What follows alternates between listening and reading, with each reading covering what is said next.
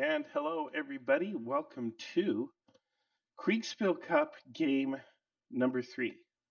If we win this game, we go to the Kriegsspiel Cup to compete against Little Wars TV for the coveted Kriegsspiel Cup trophy. All right, I'm Marshall, uh, one of the players on the IKS team. Happen to be the founder of the International Kriegsspiel Society, the guy who started the big group. Um, Not that that has helped my gameplay much, but here we are. Um, we have won the first two preliminary rounds. I guess this is a semifinal. If we win this round, we get to go to the finals, which will be held on July 16th, I think, in 2 months from now in Pennsylvania. We are fighting the Battle of Hoover's Gap. I am fighting as a Union division commander under the command of Lake Czarina, who is playing as, let's just get you some real names here so you know. Major General George H. Thomas is Lake Czarina. He is our commander in chief for the battle. I am playing as Brigadier General John M. Brannan. Other generals are James S. Negley and M.G. Lovell Rousseau. Negley is played by the very famous and much beloved Mick Panzer, who is one of our most competent and skillful players. And Rousseau is played by, oh, it won't show his name, but it's like a ZKCU or whatever name. I wish it would show his name. Let me take a look. Yeah, Discord has this thing where it doesn't show me the whole name sometimes, I think, when I'm live streaming. But no matter, here we are. We're coming in from the north. We need to clear the map down to the west, roughly more or less like so. We do have a plan of battle, which will have us coming down like so, and I think like so. We expect to meet the Confederates around here. Our hope is to smash through them, defeat them in detail. You'll notice we're advancing along a narrow front rather than the whole wide front, which could include all the way out to here. We're coming in this more narrow front, hoping to concentrate forces and gain a local advantage. So we'll see how this unfolds. I'm going to pop back up into the main channel with the rest of the team. This is being recorded, but not being live streamed. I will post the recording to YouTube later. Obviously, if you're viewing it, I have already done so. And this should be a fun and interesting game. No more than 3 hours. And again, we're playing for a lot of marbles here, enough marbles to get us into the final game. Now let's pop up into our normal voice channel, and we will wait for our umpire, which is James, the lead umpire, lead master umpire to be precise, who will get the game rolling. All right, gentlemen, I've got the recording going, and see, I'm going to turn my face off because that's enough of that. All right. Now everybody can see more of the map. Excellent. I'll keep the rampant profanity to a minimum. Please do. Please do. All right. Yeah, anyway, what shit have we got planned for the Confederate? Yeah, right. Don't tell anyone the plans. Don't worry. I wrapped up your plans in a few cigars and sent them by trusted courier to the other players. Wait, only rebels do that. Well. Oh boy. Well, this Well, I should be mean, a fun game. I am playing a Virginian, so it only makes Yes, sense. but a Virginian who is loyal to his country. Yes. So there you go. There you are. All right. So I guess we're waiting for James to get us started. When I launched the live stream, I gave a brief detail of our plans to our future viewers. And how are you feeling about those plans, General Thomas? I feel like they are the best concept that we have for right now. Oh, Guys, any last questions before we going? No, I don't think so. I think I'm ready. I think we're pretty good. All right, so no one is co-located, so everyone hop to your own voice channel. We'll get started here Yep. shortly. Outstanding. Good luck, everyone. Yep.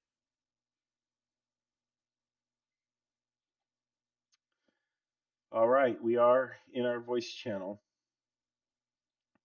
And just so you know, this is our current location on the master map, which looks quite a bit different from the map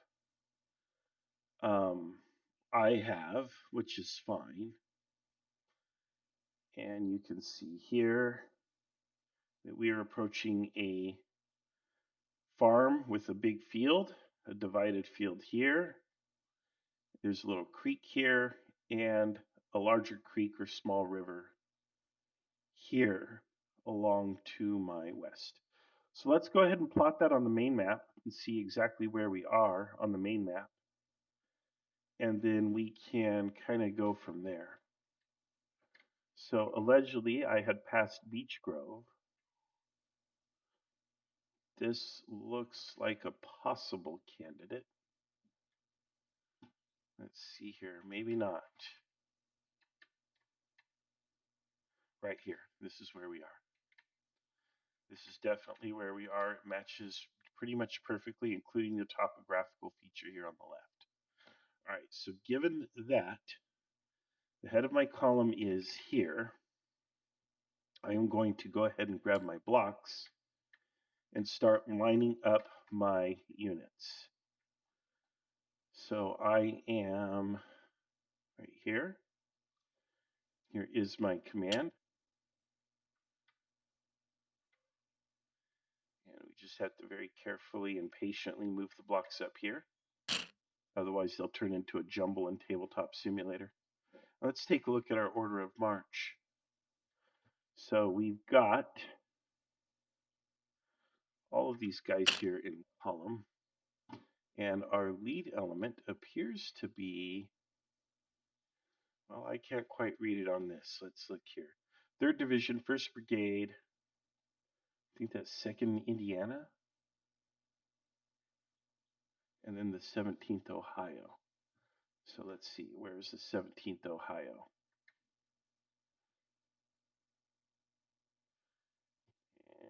And it's going to be here, right? Here it is. So I think it's the 32nd Indiana in the lead under Walker. Oh, I could have looked at the commander token and read Walker and known which one. All right, we'll put that there. Followed by the esteemed General Walker. And then followed by myself. Followed by our battery, which you always want to have a battery up front as your 2nd or 3rd element in the column because you never know when you're going to need some handy dandy artillery. And then I guess the 17th Ohio.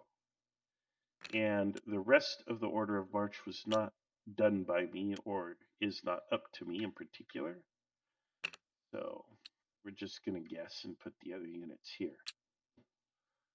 The rest of the formation is following along behind. Let's see here. So let's go ahead and we'll just assume the 2nd Brigade is 2nd in order of march. We can tweak it later. All right, General Brannan. Hello. You know what? I always assign myself to you without even realizing it.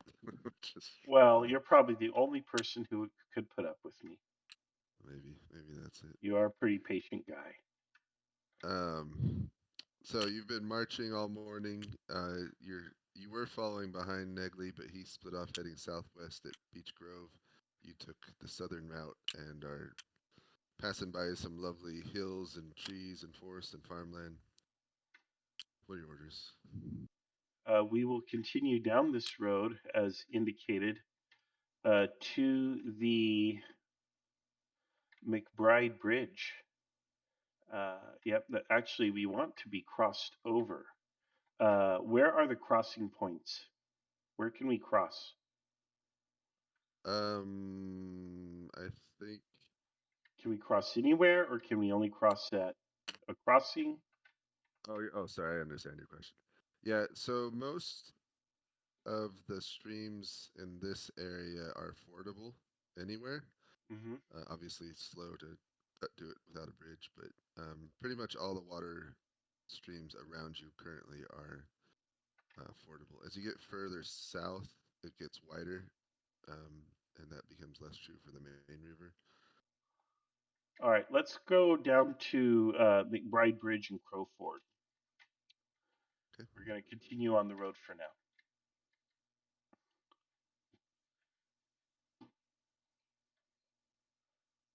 All right, so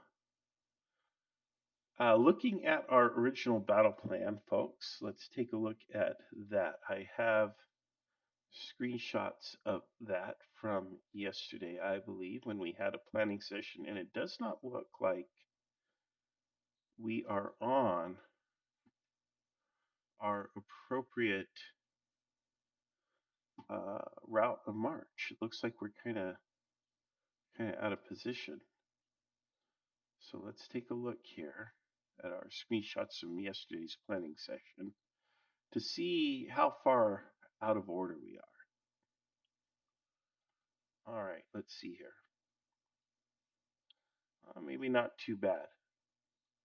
It looks like, yes, we are supposed to be on this road. And we are supposed to cross there. So it looks like we are on track. All right. All right. I'm not so worried now. We are on track with the plan. All is well. And we will continue on.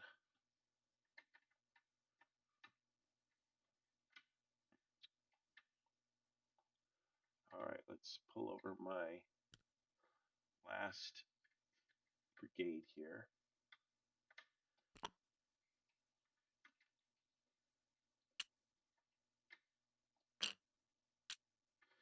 And again, I don't know what the exact order of march is for this last brigade.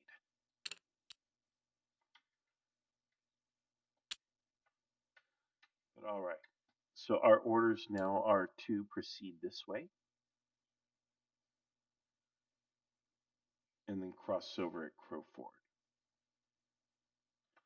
We don't want to be on the east side of this river simply because we don't believe that that will serve us. Instead, we want to be on the west side where we can concentrate and work together. If we split our division, I should say our corps, with one division on this side of the river, that will seriously dilute our force. On the other hand, we are hoping the Confederates will send something, if not an entire brigade or more, this way, out of an abundance of some caution or desire to kind of cover all the bases, which is typical and natural for most war gamers. We're kind of hoping they'll do that. So, in real war, obviously, you want to concentrate before the enemy, before you attack, and attack concentrated. You do not want to disperse unless you are afraid that the enemy is more powerful than you and you need to think about getting away. In which case, yes, you'll probably disperse and run. And by disperse, I don't mean take off in all different directions without any kind of discipline or order. I'm talking about you want to move as many troops as you can away from the enemy or their axis of attack, because obviously you've decided you're not going to defend whatever it is. So you want to get away. You certainly don't want to be caught and defeated in detail, which will happen once you split up. But if all the different elements take different roads, you can move a little faster instead of one big long line. All right, so we've got some guys going down that way. And according to the plan, if I pull up my handy dandy screenshot again, Negley is way out over there. So we've got a couple units that are pretty far away. Frankly, this is not the plan that I preferred. I did prefer a plan where we concentrated more in the middle. But if we get down to this region here that you see here at the bottom, we will be able to converge and concentrate. So if we can get there before the enemy does, we should have a pretty good go of it. And the more spread out the enemy is, the harder time they'll have to react and come against us. So let's see what we can do. Look at how long my one brigade is. I'm sorry, my one division. So there we have it.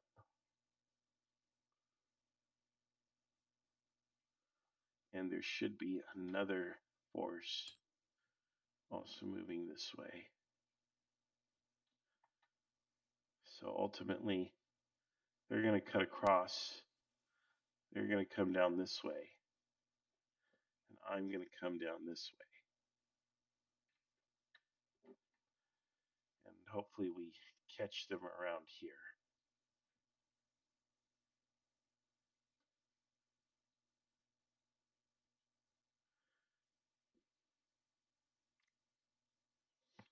So the G. Fletcher family on the G. Fletcher farm. This is going to be a hospital, my friends.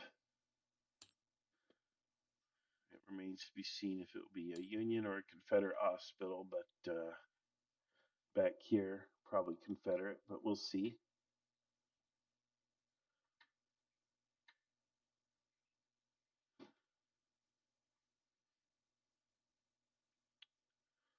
All right, we have someone here with us, G Puzzle. G Puzzle popped out. G Puzzle may be one of the umpires, but can you hear me, G Puzzle? If you're trying to communicate, I do not hear you. I do have an update posted by G Puzzle, so G Puzzle may be my assigned umpire at this time. And you can see how far we've come on the screenshot.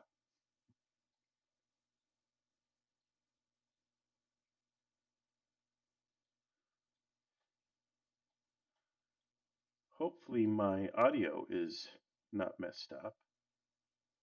Testing, testing. Testing, testing. You're muted. Now you're unmuted. Mic off. Mic on. Are you able to hear me, G Puzzle? Maybe type in my channel.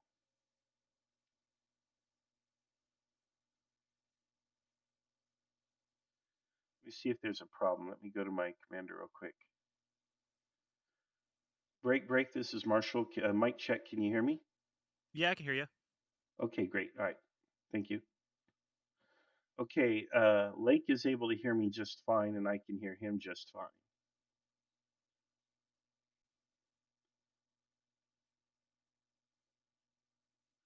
All right, so we have a little bit of an umpire issue. Apparently, it seems like it's with the umpire mic, but we'll see.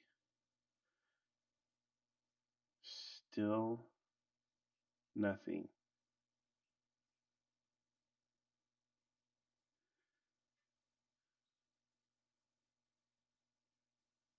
Oh, man. All right.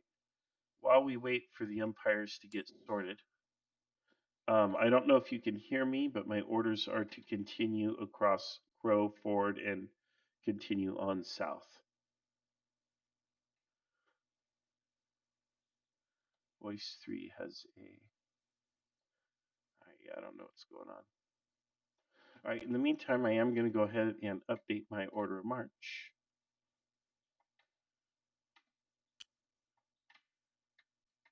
So I believe we're approaching the McBride Bridge. Actually, yeah, we're just, the head of column is just here. All right, so I can connect. Let's keep. Yeah, I hear you fine, James. I think for whatever reason he didn't have trouble on the umpire channel, but he can't connect here, which is strange. Do we need to try a different channel? Yeah, let's Why don't I go to let's hop to voice 5? 5 and see. All right. Do you hear me here? All right, Chief Puzzle, how about here? All right. Yeah. Yep. Yeah, there we go. That's so weird. Okay. Okay. That would. Yeah, that's just Discord being weird. Yeah. So anyway, Brandon, you Howdy. you're marching down the road.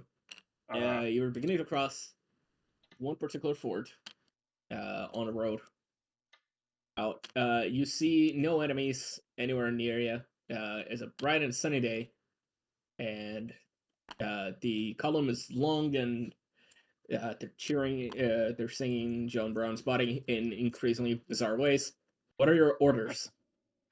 Well, as much as I would like to stop and take a break and enjoy this beautiful day, let's go ahead and get across Grove Ford and continue. Let me see where I want to make my turn.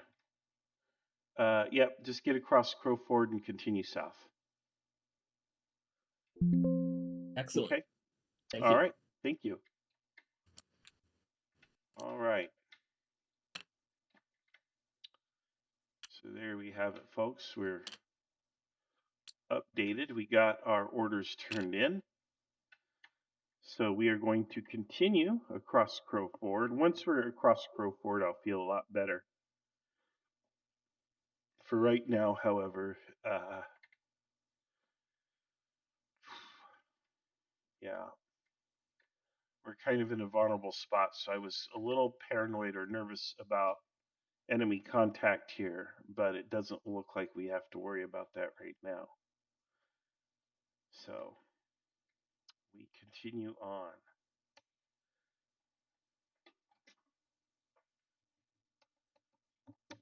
Charge complete. All right, plug in my mic to see if that helps me keep it charged. I have a great little headset. It has great range. I can go downstairs, go into the kitchen, and still hear until I get pretty far, like the far end of the kitchen, which is about as far as I can get from my computer. And then it'll start to cut out barely. But it's like a really nice long range headset, not like anyone cares, right? But sometimes this thing will act up and it'll go all robotic and electronic sounding, and nobody can make out what I'm saying. I can hear them, I think, but they usually can't hear me. And, well, I don't know why it does that. It's a relatively new headset, only a few months old. So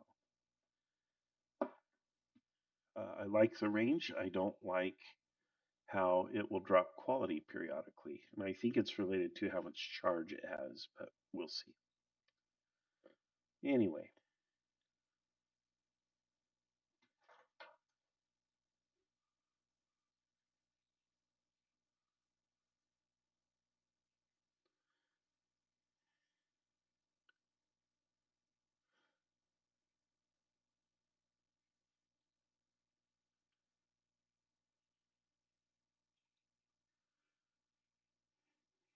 all right.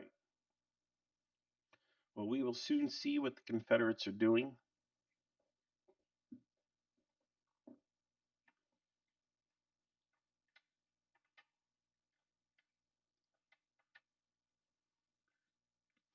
I think there was a lot of concern that the Confederates would be moving this way initially. And it makes some sense because they've got kind of this road network here. But then here they start to jam up. If I were the Confederates, I would probably go for this route and so on, and maybe this route too. In which case, I'm going to get caught out pretty bad, but these two units should be able to defeat something in detail. Having anticipated that that is a possible enemy uh, attack plan, I will want to settle hard into the defense and give ground actually rather than take casualties, and try to establish a line someplace where I can really put the hurt on them. In the meantime, let these guys know if I'm fighting 2 versus 1 and I can minimize losses, and they're fighting 2 against 1 and can maximize destruction of the enemy, then come to my support at some future point, we should win the battle. But for right now, I don't have support. Now I could, let's see here. I could go against orders and go this way. It's not what I was ordered to do. Hello? Hello there, Brannan. All right. Continue your march steadily down, passing by a a wooded creek that blocks your visibility for turf field. But you are marching down with your men. The head of your column has already crossed one of the major fort crossings that you find. They are further down, still no sign of the enemy. What are your orders? Gosh, this looks almost like the same screenshot. Um, but it is different. Oh shoot, we were supposed to cross at Crow Ford. And it looks like we did not cross at Crow Ford. Immediately countermarch and cross at Crow Ford. All right. Immediately. Excellent. Good to know. Thank you. All right, so we've got a little command crisis here. We have been marched down the wrong road. We are down this way, which is, you will see, puts us here instead of here where we should be. Absolutely, positively the heck not. Oh boy, Lieutenant Butterbar, whoever missed that turn is in a heck of a lot of trouble by me. Oh, this is a problem. All right, well, it happens. Okay, so who made the mistake? Probably the umpire. Maybe I wasn't clear enough. I don't know. You have to remember, in my head, it's enough to say Crow Ford. I did say Crow Ford. I don't see a Ford south of McBride Bridge. This is probably an umpire mistake.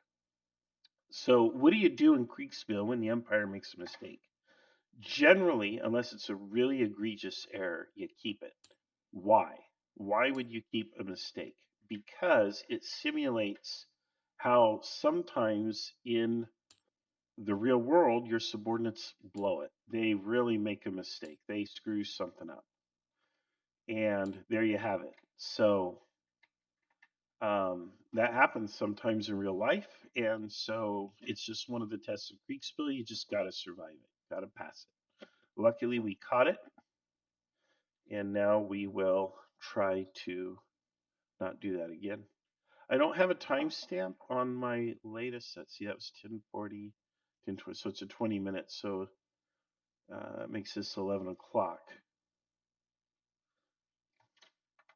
I am going to let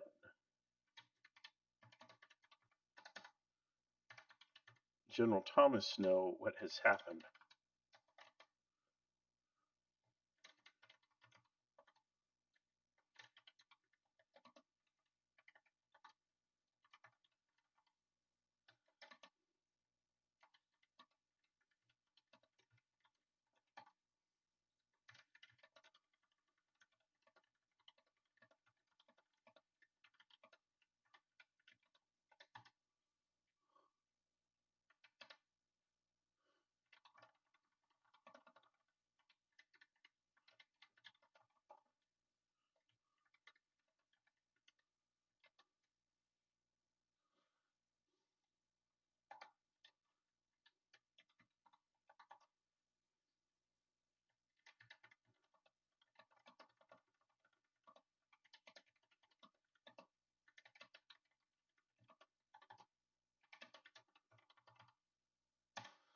All right.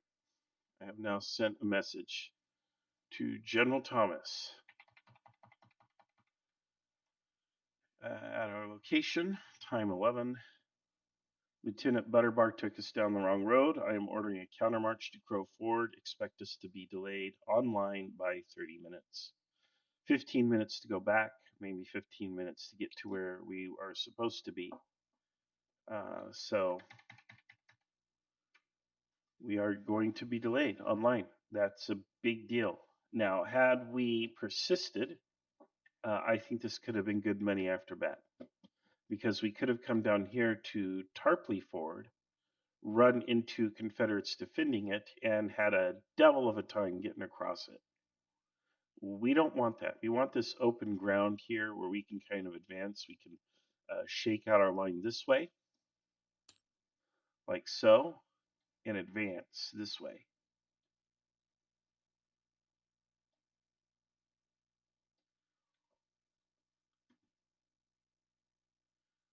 All right, I've just received a request from Thomas to request my division location status, but I've just provided that. So he should be receiving that pretty quickly. There's no need to repeat that. So there we are. All right, let's remove the speculative arrows because we don't need them. In fact, we can just remove all of them. All right, and I guess we will go ahead and update our stuff here.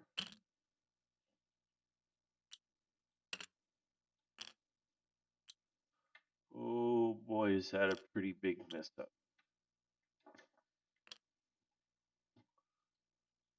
All right, now we have a new screenshot, so let's take a look. And it looks like we are getting across. Double back, cross at the actually indicated fort, and continue marching south after a little bit of a backup from having to double back. Yep, that's what happens when you let a lieutenant, say, "Oh, go this way." Yep. All right. We will continue down this road. Excellent. Thank you. All right, and it looks like we have elements of our supply train with our brigades, folks, so I will update accordingly. Here we are.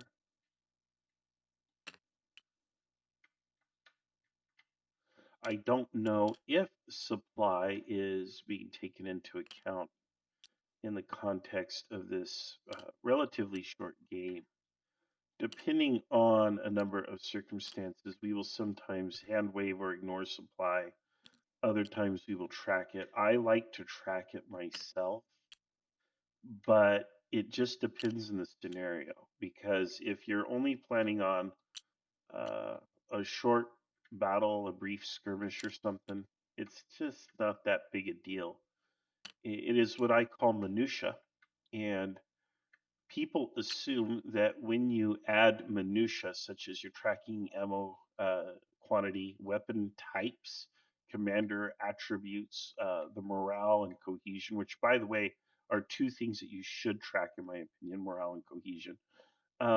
But when you start tracking all these little lesser stats, it really slows down the game and it makes it harder um, for the umpire.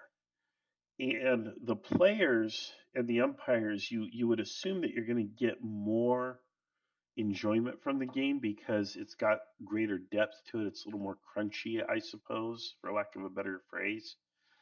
And that's not the case at all. It actually just kind of makes it more grindy and gunky. It's sticky in a bad way.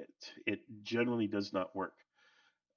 It doesn't pay to add a lot of minutia. So if you're doing a play-by-post game, I think it's great, and because you have time to bother with that. But in a quick game where time is limited, you don't have that time or opportunity to really get in the weeds with that, and it's better to just say, you know what, don't worry about it, hand wave it. So generally, though, supply tokens are on the map. They're generally not there for decoration. Like if we're not using them, we won't put them on the map either because it's just more work for the umpires.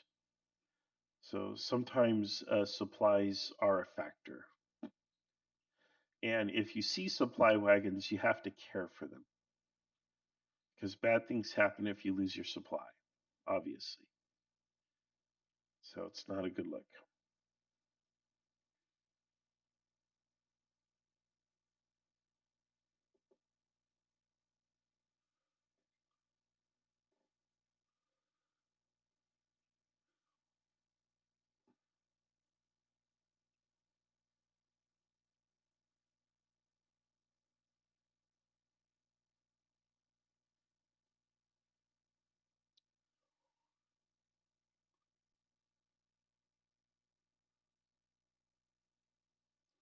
All right.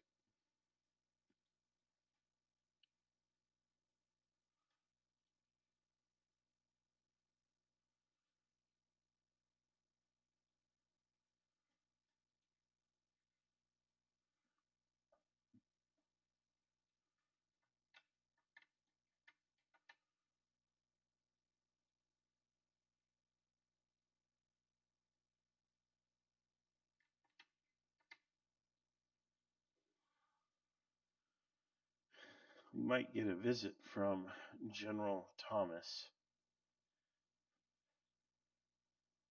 but I don't know that that's necessary. He does need to be with the main force, which is to the west.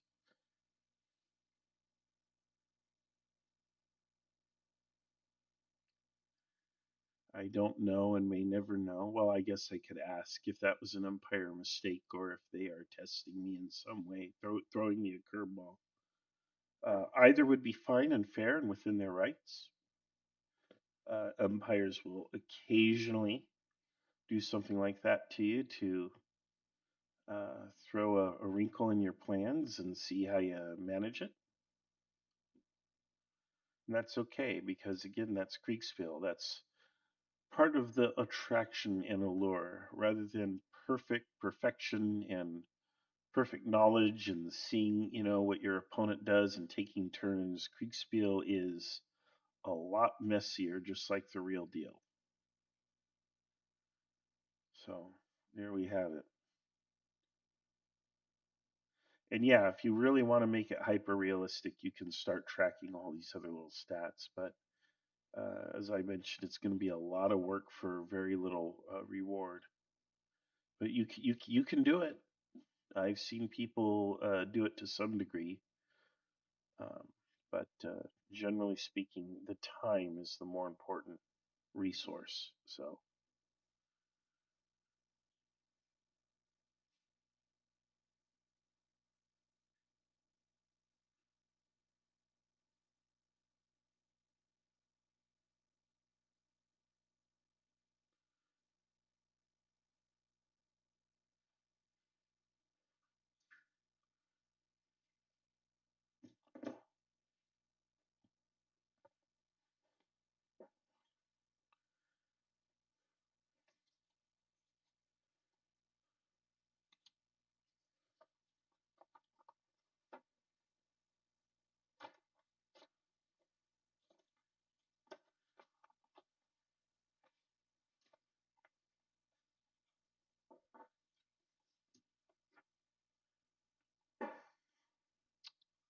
all right, I'm gonna rather than prattle incessantly, I am gonna have some quiet periods here. The updates do come pretty quick.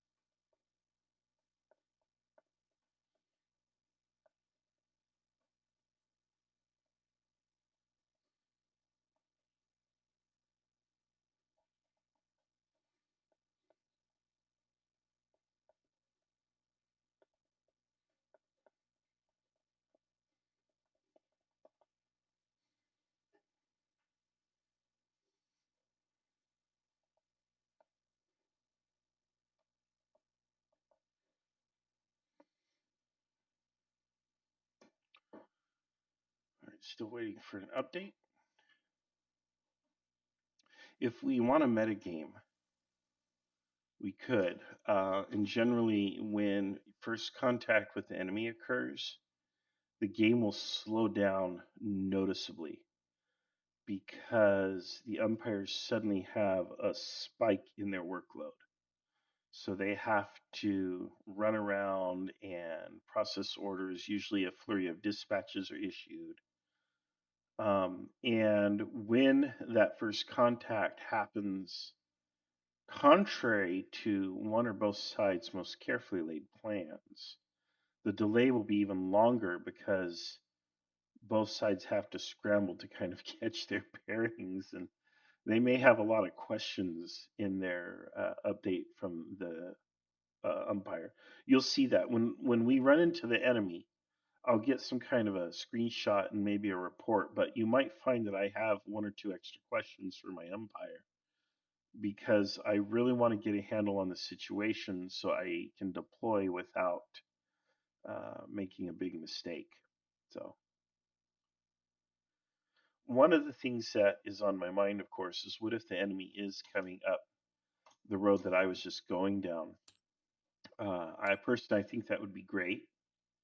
But what if they are there and they catch me in the flank here? It will split my brigade badly, split my division badly, which is a possibility. But I just don't want to be caught out on this whole side.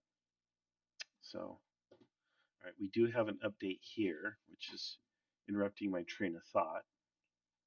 And it looks like there is no enemy in sight, but we're making pretty good progress. So let's go ahead and update. You continue marching down along the river. You see a bend in the road right ahead, but also about 4 miles, 3.5 miles, I think, south by southeast.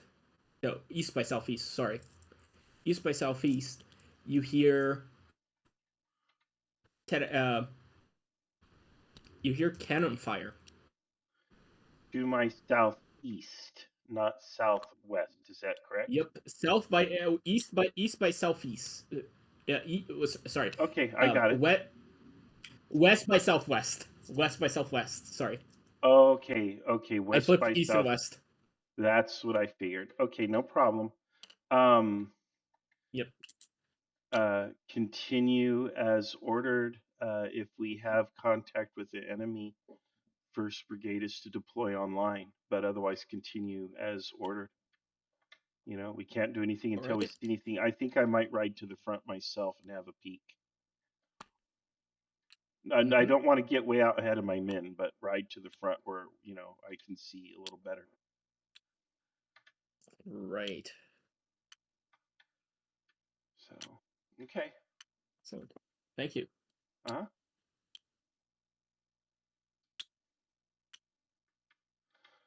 All right, so that answers some questions. That puts us in contact with the enemy, although only audible contact. But we are about to appear on someone's flank, I hope. If they are engaged, they are not moving towards me.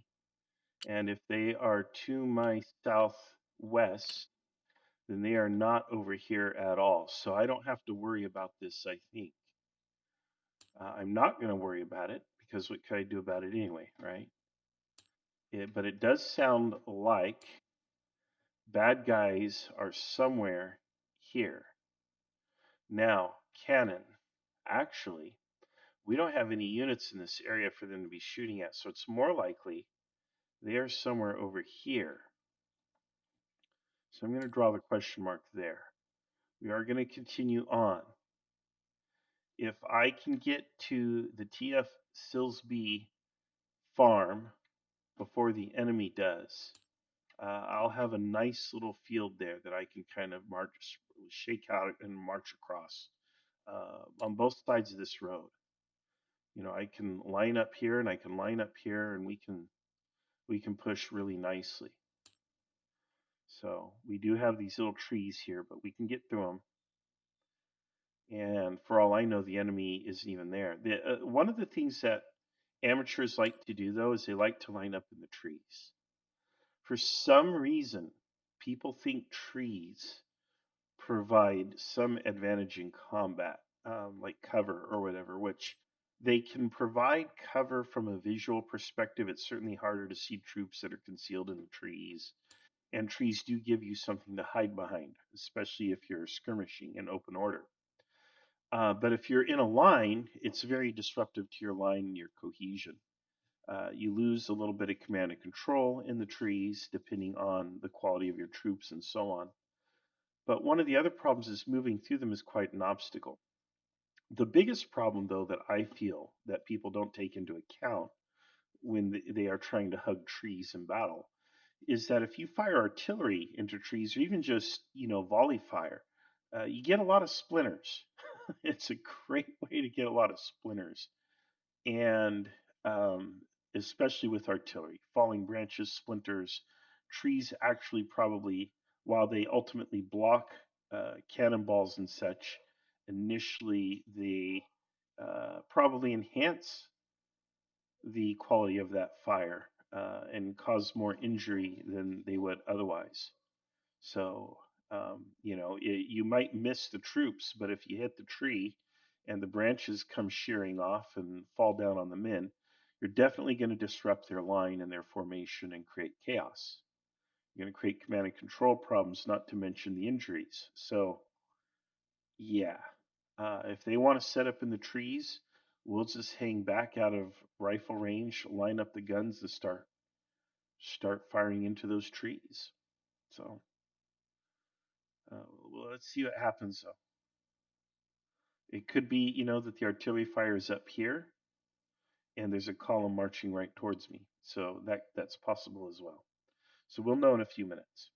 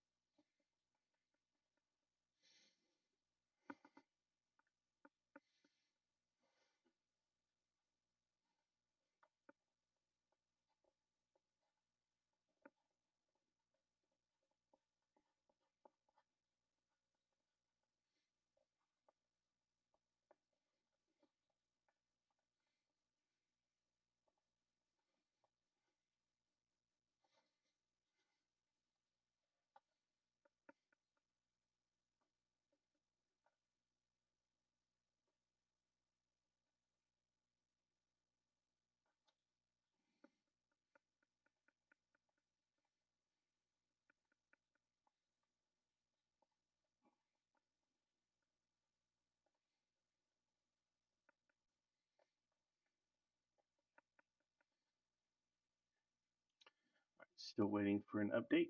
Nothing quite yet, but we'll see. Hopefully, we get out in front here and we can see with our own eyes what's to our front. We don't want to get separated from our unit. It's a great way to get shot and cut off and so on, but we do want to be at the front of the column now so that we can see with our own eyes what's going on and make a critical decision when we need to. If I have to favor a deployment one way or the other, I think I should favor deploying to my north and my east or west, sorry, north and west, than my south, because friendly support is here. I've got friends there. Bad guys are probably down here. So I do want to form as close as I can to friendly support. I don't want to create a situation where I've deployed down here and the enemy can deploy here and cut us off. And then, of course, defeat me in detail this way. We don't want anything like that to happen. So we'll see. I definitely don't want to see that the enemy is here. If I can get to about here or even here prior to the enemy, I'll be pretty happy if I can get here or here. That's just about as good as can be expected.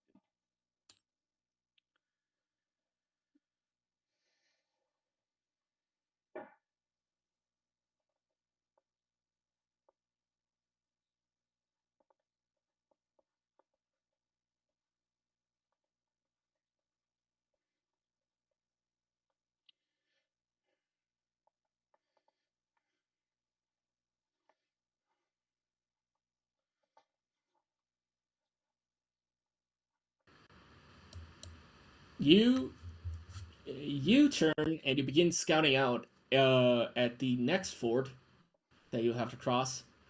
You still continue hearing shots being fired, but you don't see any presence of the enemy thus far.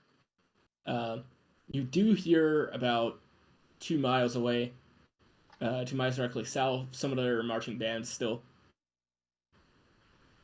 And you have a runner rise with a message from Major General Thomas. Okay, What are your orders?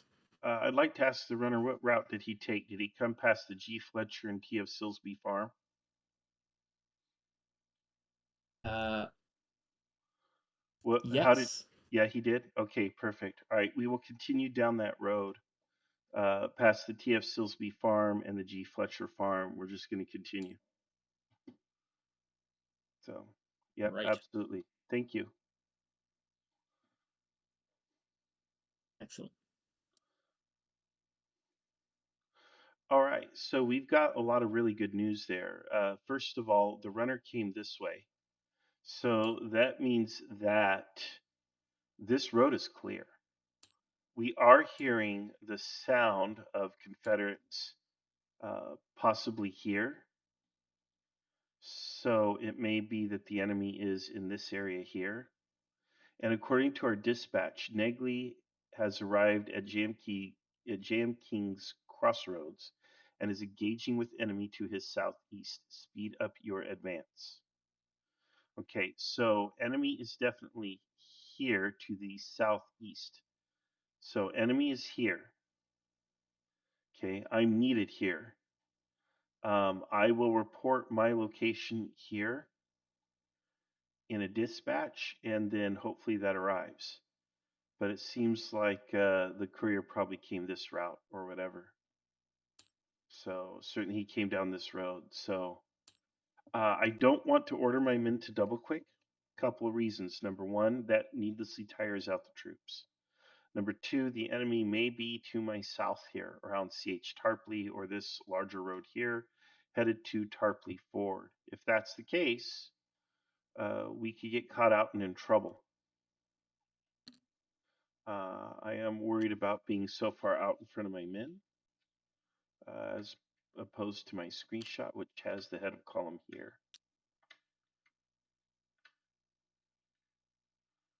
So we'll go ahead and update.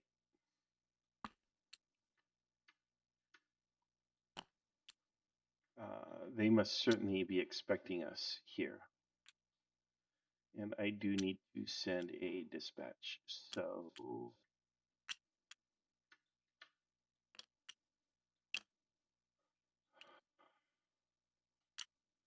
only problem now is the enemy could be between me and where I send the dispatch. And when I do arrive, I think my presence will be well announced. So maybe I don't create more homework for the umpires needlessly. Frankly, I think I'm within 30 minutes of arriving in contact with the enemy, and I think we'll just forgo the dispatch on this occasion. So yeah, it took 20 minutes for that dispatch to arrive here. So I'll send a dispatch around here at some point.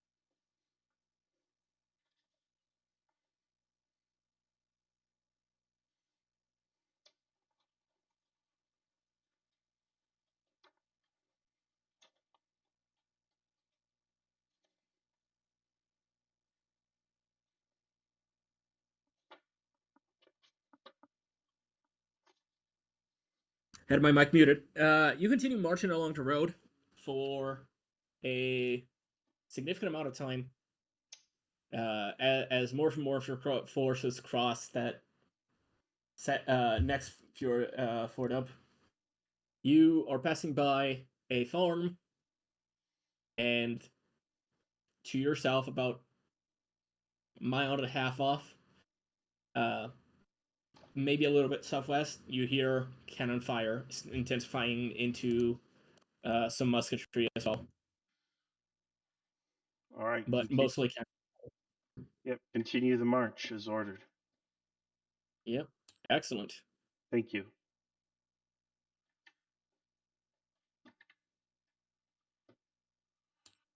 All right, folks, here we are. We are in a really good position now. Now I'm happy with where we are on everything.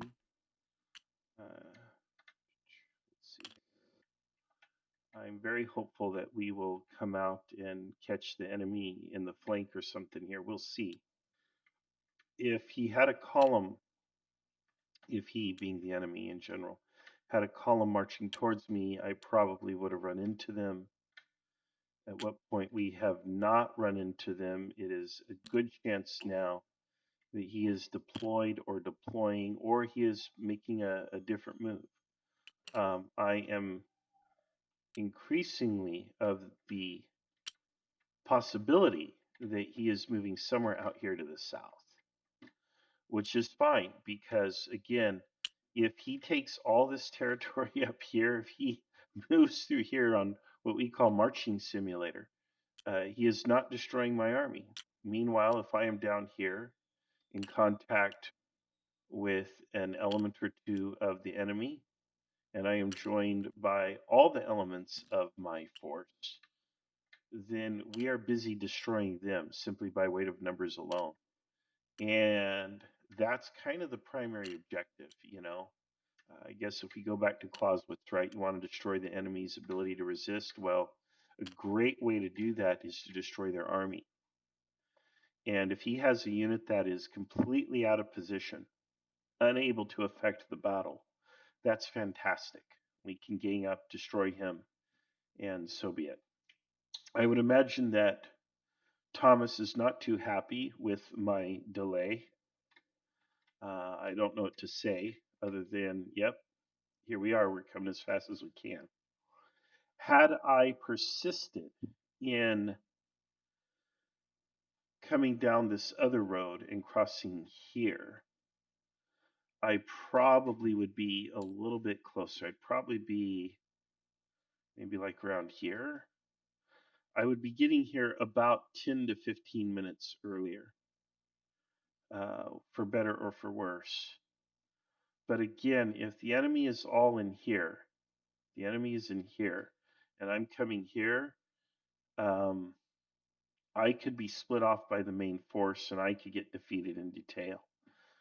We might think, yeah, well, that's great, right? You know, you're hitting them from the rear. But there's no guarantee of that. You generally don't want to fight without some kind of support or a friendly force to watch your flank, or you know, something to rally on, or whatever. So while the enemy is here, let's say, and if I'm going to come from here, let's just theoretically say, yeah, okay, we are definitely hitting them on two different sides. But if the enemy is smart or has the numbers or something and is able to send something this way and this way, I'll be the one who's getting defeated in detail. I'll be the one that's in trouble. So it could be that the enemy never split up. They could be entirely concentrated here, and we could be getting overwhelmed right here. And for me to come in from back here isn't going to help this situation much. On the other hand, if I come in here and I can shake out this direction, then I can support this unit and maybe even turn the tide of battle. So we will see. We will see if I get to be the decisive player that strikes a decisive blow in today's battle. In our last Kriegsspiel Cup game, I was in fact that player. I got to land the decisive blow. But we will see. Maybe not this time. Maybe not this time. We will see.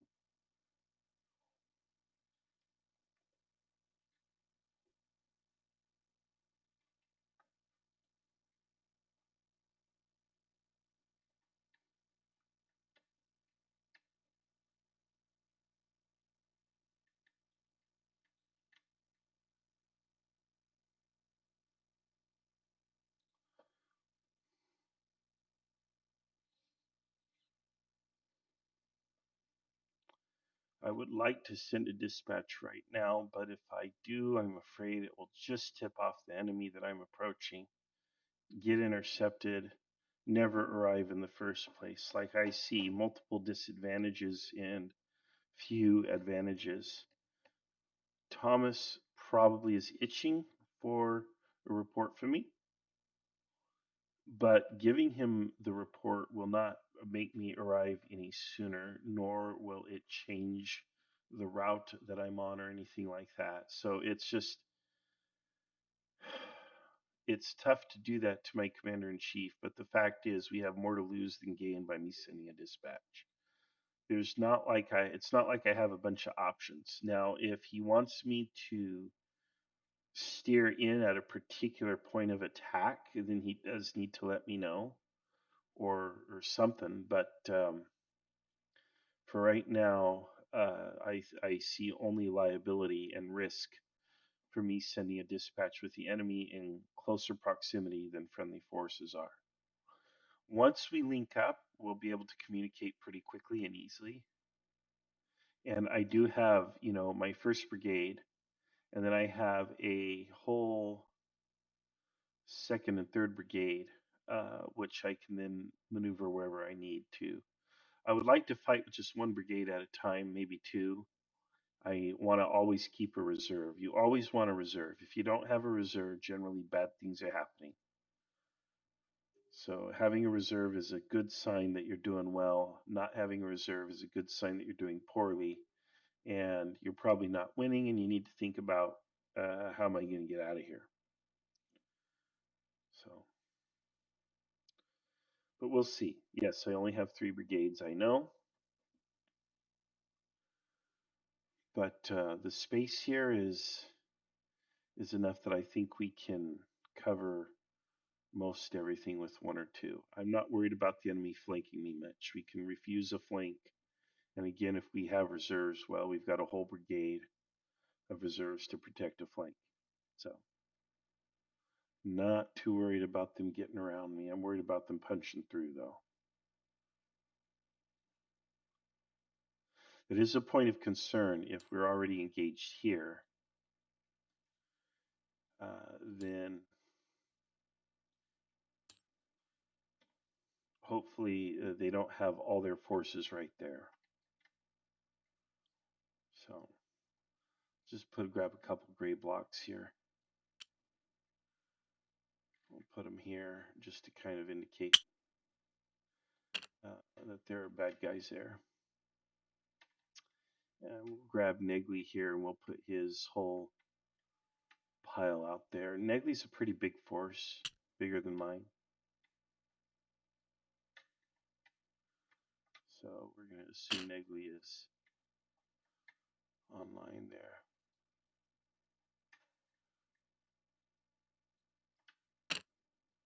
All right. So, of course, if they're there, then the rest of the Confederates are there too, probably. Actually, here's what they have to pick from. These, I think, are extras or generics. Let's grab one of these. All right.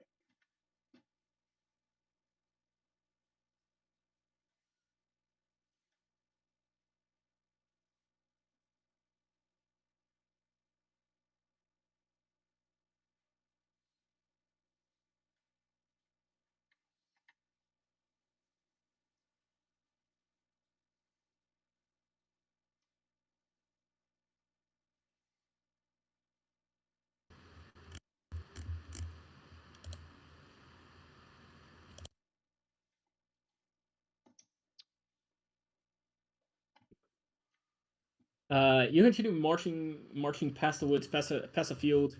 You're turning. There are you think the cannon shots must be to your south by a mile at most, to Okay. a mile and a half. Okay. What are your orders?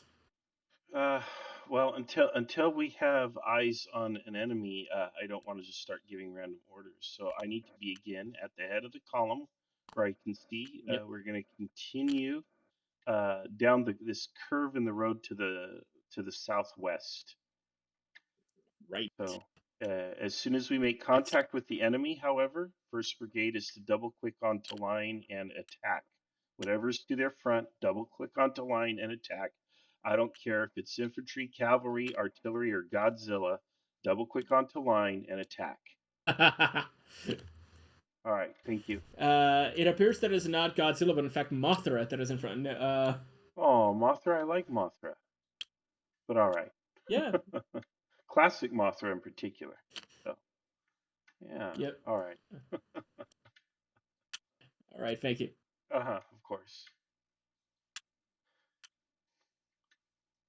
All right. One of the things, the reason I gave the order that I just gave is I don't want the baddies to get advanced warning and begin deploying or against me or anything like that. I want to hit them fast and hard. I'm of the opinion that if we have been engaged for as much as an hour to my west, then, and I haven't seen Confederate forces anywhere else, then they could be under a lot of pressure.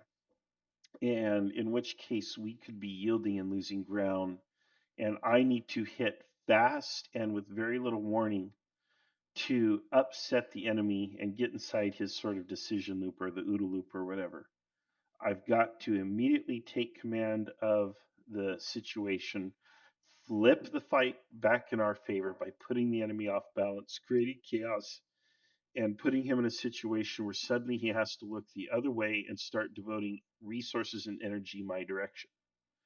If I take time to neatly come online and deploy lines and dress the ranks and deploy the guns at exactly here and calculate the range and all that stuff that typically happens in a nice, beautiful set piece battle, I will give the enemy time to refuse his flank and turn against me.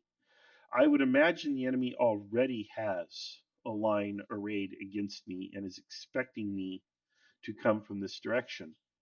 But I could be wrong about that. They might not. They might have their flank hanging in the air, in which case we get to do a Chancellorsville like attack, although they won't be, sleeping in their tents or making breakfast, but we might catch them with their breeches down.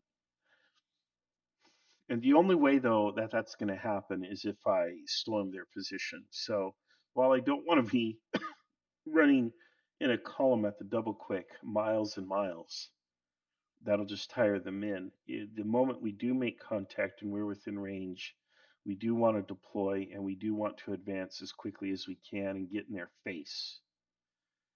You know, what's that old saying? You know, what, two to the chest and the bayonet to the face or something. I don't know. The face gets the rest, right? Two to the chest and the face gets the rest. What would you say in the Civil War? I guess there's no two because, well, it's a rifled musket. So I guess it's one to the chest and the face gets the bayonet. But anyway. But anyway. All right. I wonder what ChatGPT would make of that image request. Hey, ChatGPT, draw me a picture of a Confederate soldier getting one in the chest and a bayonet to the face.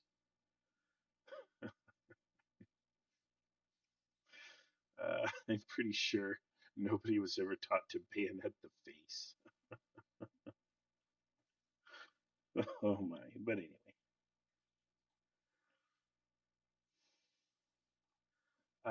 If they have a defensive line drawn, it's going to be here.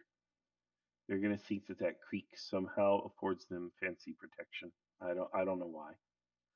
Maybe here or something, whatever. If I were to do anything rifle pits out here, you know, if we had time, little rifle pits, some forces deployed here, sure here, but a lot there, a little bit there, but mostly here, to just slam into this, maybe even conceal it back here, and then give the order and have it slam forward like that, have concealed troops there to the south. That is a possibility, and it would be genius because if I come in here like a ton of bricks, one thing I'm not going to be doing is looking this direction. And if they come up here with a pretty, actually be here across the open, more or less, I'm going to get toasted. So at the same time, though, I can't fight an imaginary enemy.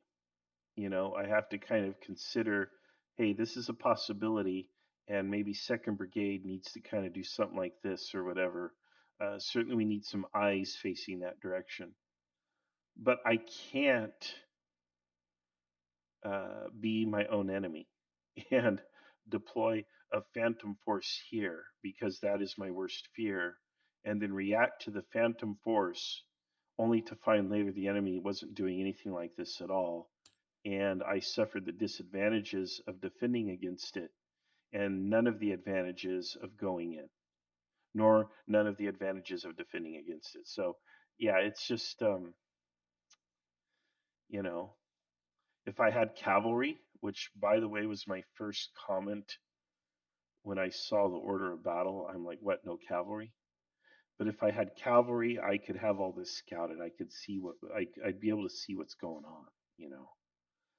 But nope, not today. So we're moving in the open without cavalry. I'm the scout on point. So not where I prefer to be, but it's where I kind of have to be.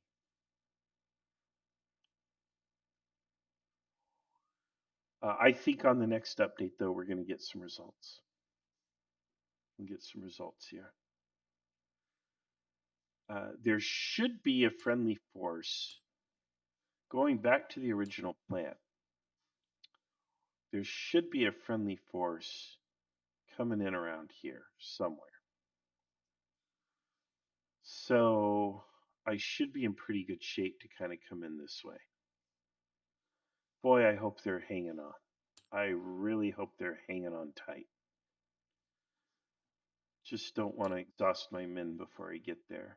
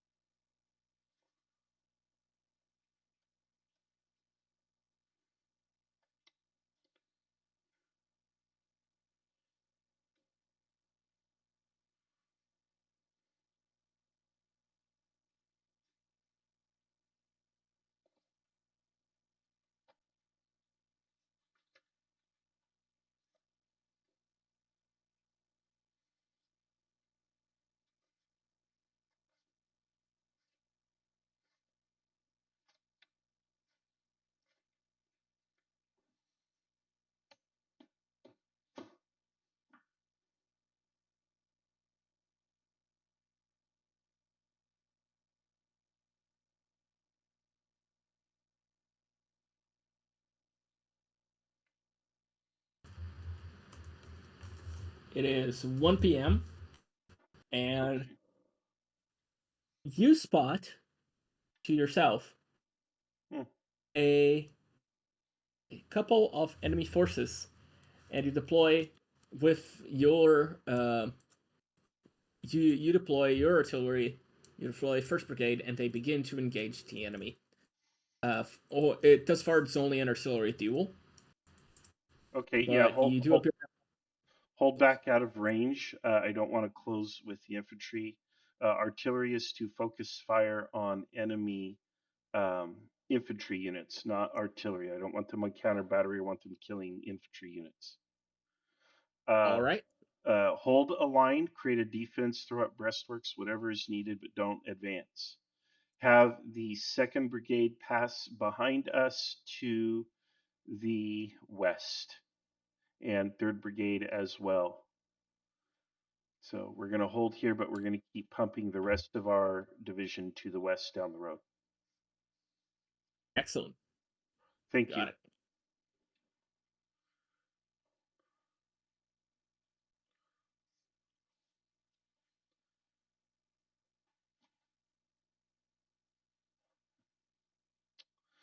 All right. Well, my friends, what did I say might happen? But again, I didn't want to fantasize about that and create a situation where I'm not getting to where I need to be. That said, yep, they were there. I actually think this is good. They are not in a good position down there. In fact, given the fact that their line is bowed in some respects, they may be getting cut off. Let me take a look here and see if I can calculate what I'm up against here. Okay, so it's not this division. Let's see, it may be. It's this division. There we go, Breckenridge. All right, so we're up against Breckenridge to the south. All right.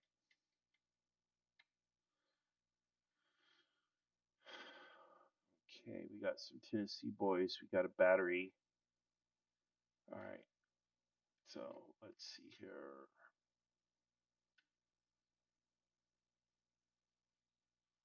Let's start plotting some stuff out. Probably the Alabama battery here, I think. I'm guessing. And they are kind of out here somewhere, more or less. All right. Oh, yeah, they're probably firing that gap. And then they've got a couple of infantry units here lined out. And then they've got another battery over here. Put this here. Actually, that other battery is kind of on the other side of this water feature here.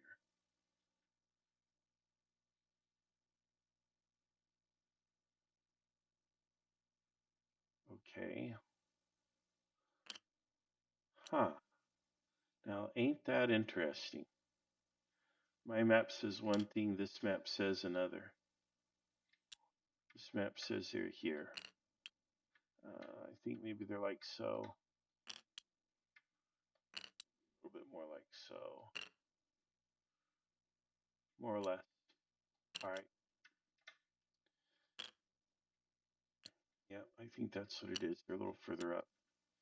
And then they're kind of there like so. With an officer somewhere around here. Okay. Well, anyway. We, on the other hand, have our guys here. We're disappearing there, aren't we? So we got some guys here. Got some guys here. We got me here. Okay, well, it's a lot of big talk about the whole Godzilla thing, but yeah, we have more or less decided not to dive in so hastily. Mostly because I think it's better to have them fixed in this position rather than kill them just yet. And I need to kind of coordinate with the rest of my friendly units. We are actually further to the south, I would reckon. Yeah, more or less. All right, yeah. So we are definitely dueling here with that thing, but I want to hit his infantry.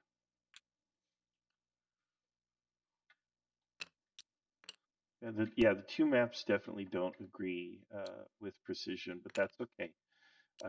Frankly, the fact is, in the Civil War, you would kill to have just a decent map.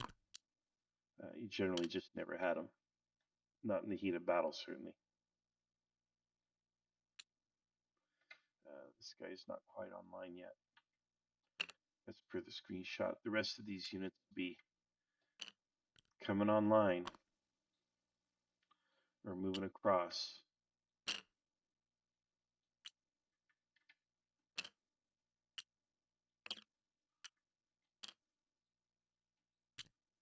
All right.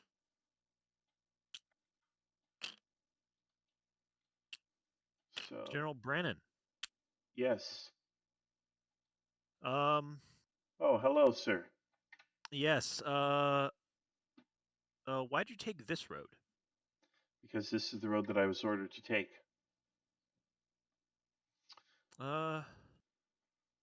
Did you order a force to? Did you order to split your force and go down a different road? No, Alternate road? originally, I think Lieutenant Butterbar led us down the wrong road to the JT Roan farm, but I ordered them to countermarch across the Crow Ford and go where I understand we were supposed to go as per our briefing last night. Yes. Okay. So I guess the road that you were supposed to go down didn't exist. Oh, well, okay. Alrighty. Well, here we are. Have we arrived in time? The your artillery, Brandon, continues to fire at the infantry rather than conduct counter battery fire as you ordered it, and Second Brigade is arriving just behind you. Third Brigade is following along the road. What are your and Almas has reviewed. First, Brennan, what are your orders? Put second battery online next to the first, and also just make some room as needed. Have them come online, also firing on enemy infantry. Just pick a unit and batter it All to right. death. Otherwise, second brigade can hold in reserve right behind, and third brigade can close up the gap until I have orders here of where I'm wanted. That's what we'll do. All right. General Thomas, you arrive and you see part of Brandon's division engaged. What are your orders?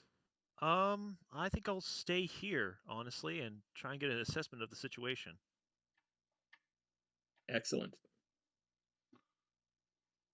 All right. And let's go ahead and pull up the screenshot for everyone. And it does look like hopefully we're putting some hurt on the enemy. Yes, it does. I think are we actually there? I think we are. Oh my lord. Okay. So, did you receive any of my dispatches? I saw one from you. The last one I received from you was that that Negley had arrived at JM King and was engaged, and to hurry Okay, up. yeah. But I didn't want to run. That would have been like 2-3 miles. That would have got me here exhausted. But we're Understood. here. We're here. Yes. And I believe you actually you should be starting to connect with him. So I'd suggest making contact with Nagley so we can more properly coordinate with him. Okay, what do you want me to do? Do you want me to hold here with the first and keep battering the enemy? Do you want me to move my second and third brigade in a particular direction? Do you want me to hold? What do you want me to do? I don't want I to go think forward into the enemy's teeth and waste my men. that You know. is fair. That is fair. Yeah. Probably bring your third brigade up to the left of your first. Okay. Try and extend your line and just because I believe you are going to be our left, and Rousseau is going to be in reserve. He's taken the essentially the same path as Negley, but is going to be coming down the road where your division currently is. Okay, you see the end of my line just immediately about a few hundred yards to your west. Off the Yes, end of that, you see the fording where the creek yes. is, and okay, in relative to that, where do you want me to place Third Brigade? Uh You oh. want me to Uh, go west across it to the north above it? I don't know which way you want me to shake out. okay. I think so. You see, your second is behind you, and third's behind them. Right. Have second shake out onto first's right, basically to their west, and then have the third onto the east. Okay, so you want Third Brigade to go online to my east? Yes. Okay, so that's going to stretch us across, and then I imagine we're going to do the whole swinging door thing, try to take them in the flank Yes. with Third. If they come into contact, that's good. That's just more line for them to protect, and Rousseau should be supporting you directly. I think if the second brigade crosses that ford, they will be supporting Nagley's attack. Okay, I'll put them across. And you want me to go straight to the west or northwest?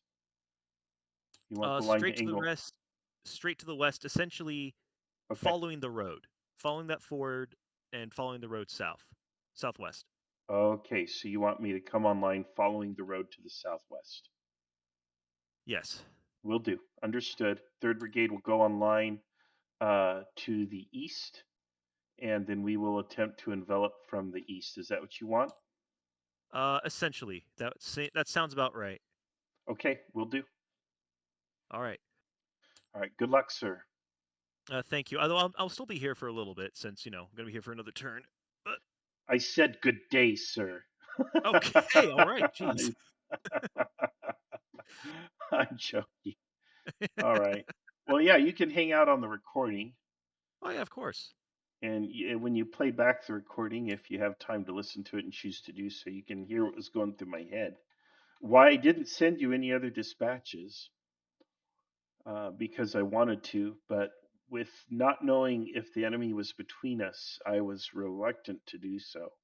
And I wasn't sure that there Uh, was much value in sending one that had a decent chance of being intercepted. I understand that, not wanting to send information for the enemy to receive. I get that. Yeah, my main concern was just not really knowing where your force was, and just Hmm. trying to schedule things out, because I think everything is generally going according to plan. Oh, that's not Yeah, it's strange that it happens that way, but I think it's, good. well, sort of. It's sort of going to plan. I wasn't really expecting it to go this way, but I think we are making good progress. We are going to be concentrated in a single area, and I Hmm. think we got the jump on the enemy, and we'll be bringing our forces in fast enough that we're not going to be defeated in detail, but also it's not going to be too slow that, sorry, wait, not slow enough to be defeated in detail, but also not fast enough that we're all tired out immediately, that we still have reserves. Yeah, So, okay.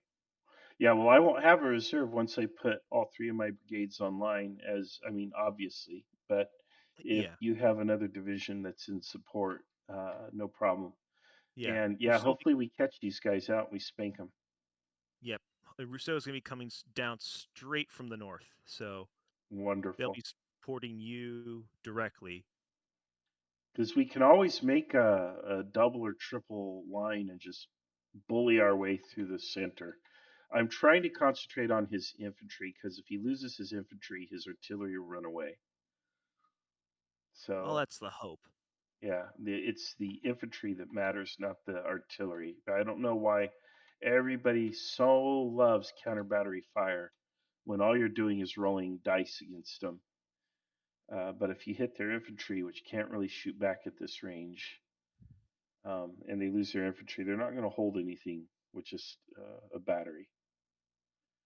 So I think it's just getting that reach advantage is important.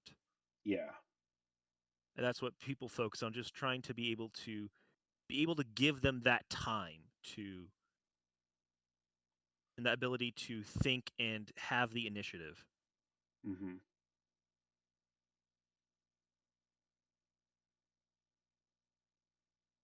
That's at least how I justify it when I do counter battery fire.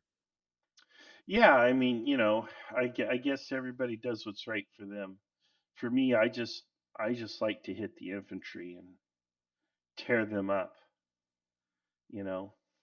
Yeah. So, oh boy. Yeah, I think next turn I'm going to head to Negley and see his situation. And then I'll probably head back here, and hopefully Rousseau will be there by the time I get back. Yeah. Okay. Yeah, I think this is going to be interesting. To see what happens to my east in particular. Yeah, if you want to head over there as well, just to be certain that everything goes well, that could also be done. But Almost certainly going to do that. Yeah, I'm definitely going to ride over there and just have a look. We've got some open ground, at least according to what I see. So we will see what happens. indeed. All right. I got to tell you, I am supposed to be going on a cruise, and we get back the day before this happens. And man, I do not want to go on the cruise. I want to go to this. Yeah, I know. It's really tough. The timing of it is not good. The domestic chief of staff scheduled the cruise without consultation, and now I'm like, really? So, anyway, Yeah, if we do go there, and I really hope that we do, is like we're gonna miss you yeah. because yeah, you're the heart of the organization, really. Well, You're the one who brought us all together. oh yeah, we'll see.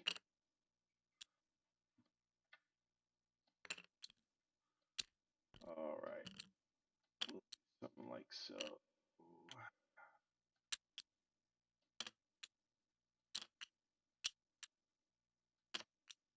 Yeah, hopefully I can get in there. We'll see. It's just cutting I'd be cutting it too close, Yeah, Even if I could get a flight, I'd have to get off a boat, and then I'd have to get to an airport, which would probably be Long Beach, would probably be the closest. But then does Long Beach have the flight to Baltimore or Philadelphia? And then sit on a plane for 6+ hours, and then get a yeah, rental car, and then drive a rental car, and You know, yeah. Hello. yes, the fighting continues. Uh, Hold on, 1 second. I need to edit something on the screenshot because I accidentally undershot a little bit of it. But you understand, it is in fact very good news. Well, that's But terrible. you have Something must certainly be wrong if the news is good. no, how there can be good news? No, your artillery has been firing hard upon the enemy and has driven some of them to flight. Um, Additionally, most of the second brigade's already lined up behind you, but they're awaiting future orders. okay. All right. Were they unable to? Oh, never mind. I posted a screenshot with my commander's intent. 3rd Brigade is to shake out to my east behind us. Go online and shake out to the east. 2nd Brigade is to continue down the road and basically, as best they can, kind of shake out just outside of enemy range and form a line. So we're going to do the classic IKS longest line tactic, and we're going to line up like so. But the 3rd battery is also going to come online in the center, and it's going to also fire on enemy infantry as well. So get that I 3rd see. I battery see. online. You see Good what to I'm know. doing? All right, good luck. Yep. I'm also going to ride Excellent. to Thank the you. east. I'm going to ride to the east behind my 3rd Brigade to have a look. All right. All right, General Thomas, good luck to you, sir. Yes, good luck. My Here's orders. General Thomas. Yeah. I would, if you do not mind, General Brannan, I would like to have, because I think I see, if I'm not mistaken, to the southwest, I see an enemy flank that's open. If you would, with your permission, I would like the 2nd Brigade to follow the road down and basically in column by regiment attack that enemy line.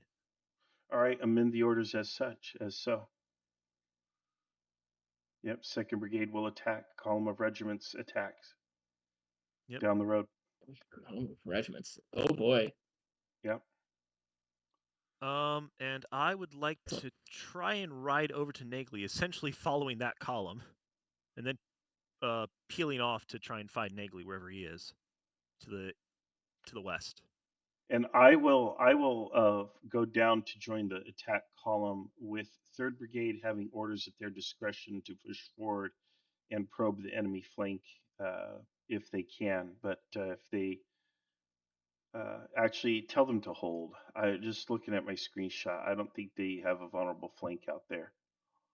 I will ride, and so tell 3rd Brigade to deploy but hold. I will ride with the column of regiments to watch the attack.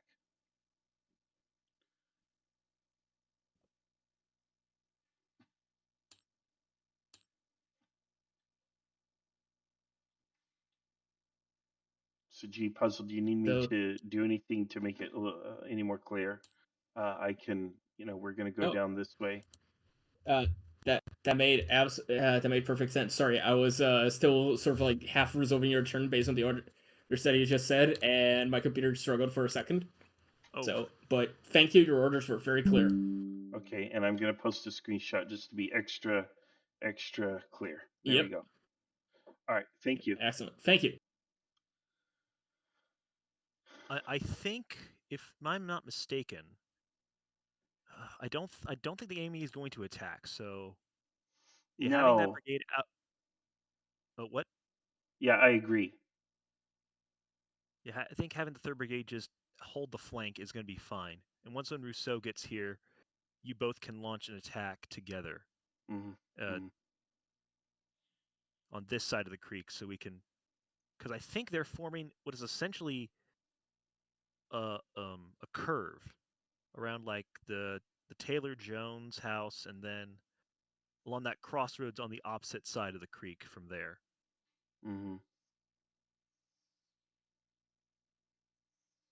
Yeah, we're gonna cut through there. We're gonna reduce their infantry pretty quick with 3 batteries to 1 here.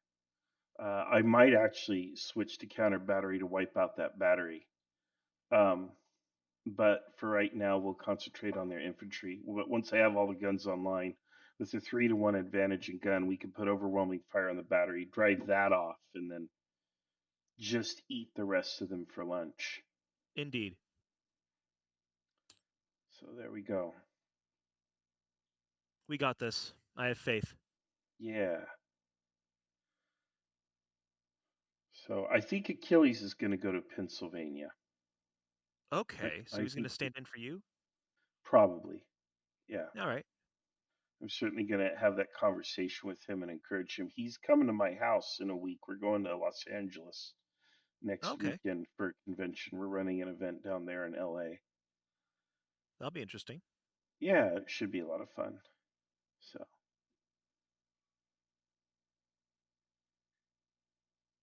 I may need to step away for a moment. My chief of staff is wanting to. I think is wanting some food right now. So I'll be right back. All right, you got it, man. All right. So yes, we are.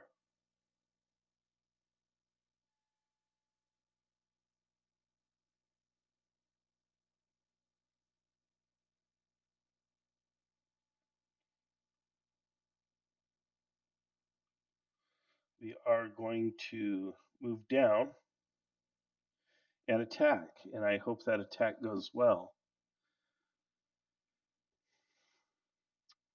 We will see.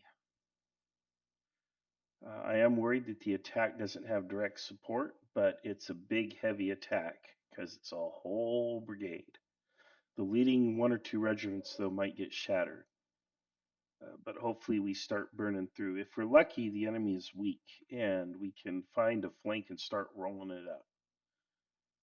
So that's kind of the goal. And then with reinforcements coming behind, when you attack, you don't want to attack across the whole line. You want to attack a narrow front, because the idea is to punch through.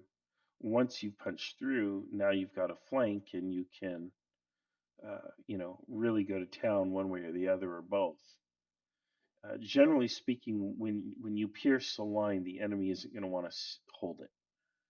They're going to be looking to get out of it and retreat in some way. So that's the idea there.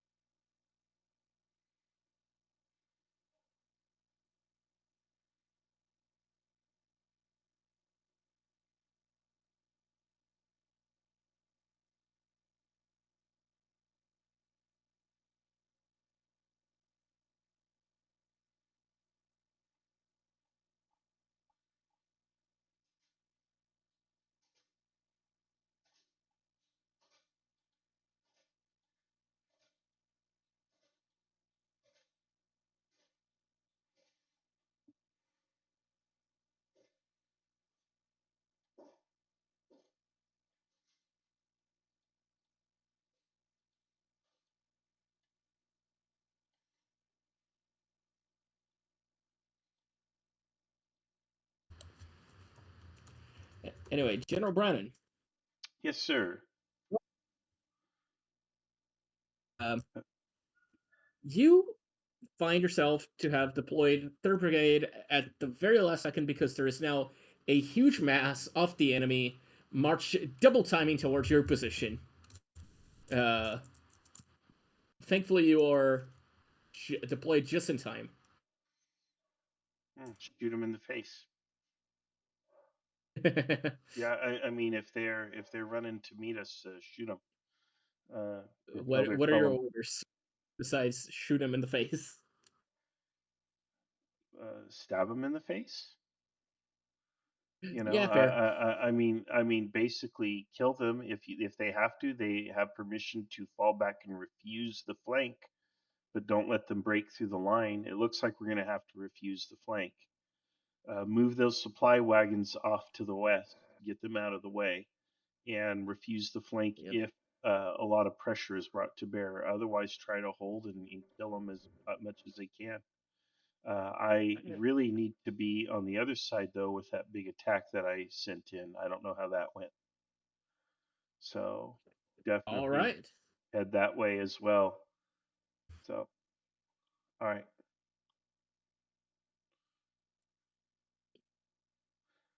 Send a rider to General Thomas to tell him that I'm being pressured heavy on my flank. My eastern flank is under heavy pressure, please. All right. Would you be able to write that dispatch? Yes, I'm doing it now. Excellent. Thank you.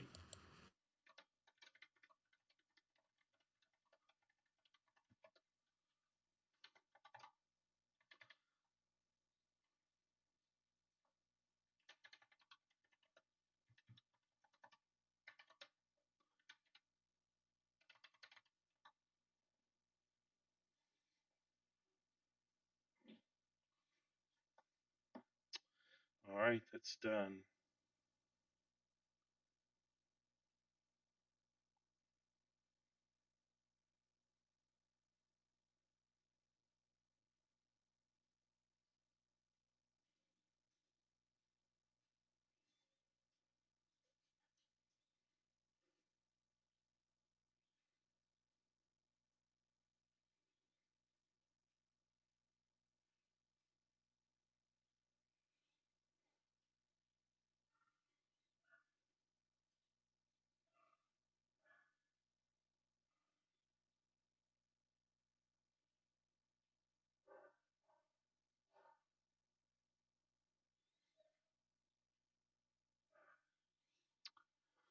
All right.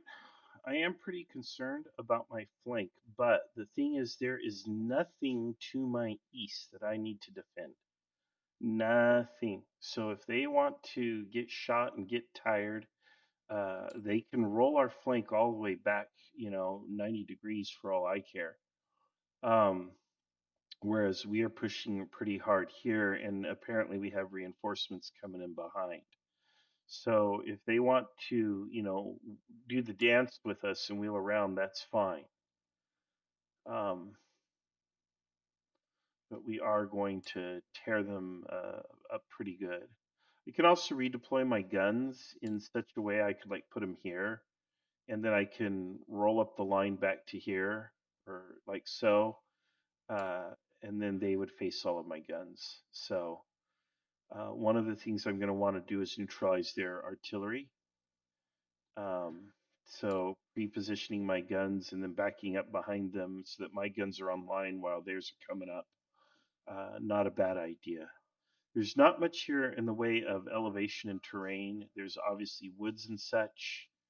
So I think we can break contact well enough. But I don't want to just retreat outright. We should get the first shot on them so they come online.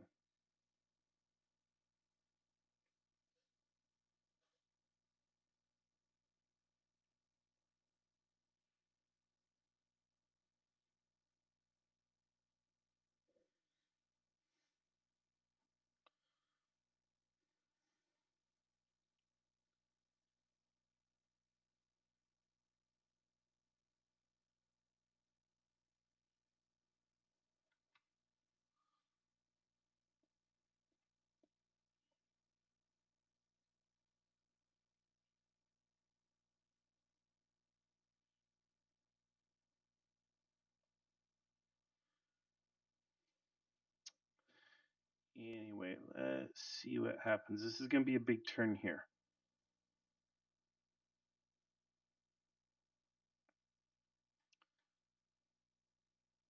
Well, we're going to see what Thomas wants to do. I don't know if I put this screenshot up here. This is what it looks like. Doesn't look fun. Doesn't look fun. I'm concerned about these 2 batteries and these guys coming up, but these guys are fresh. They've been online. They're ready to receive these guys. These guys look like they've seen some action already, so they're probably tired. So I think we can try to hold for a few minutes before considering giving ground. What they will try to do is they are going to try to outflank to the right, like so. And that's why what we want to do then is refuse. So I hope I made that clear that I'm okay with refusing the flank as needed.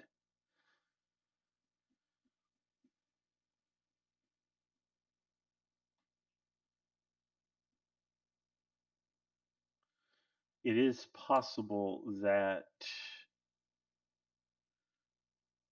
Thomas, hearing that I'm under assault, could redirect Nagley this way, which would be fine, I think. But the problem is this attack, because I wasn't moved here. I was moved over here instead of here. I am not certain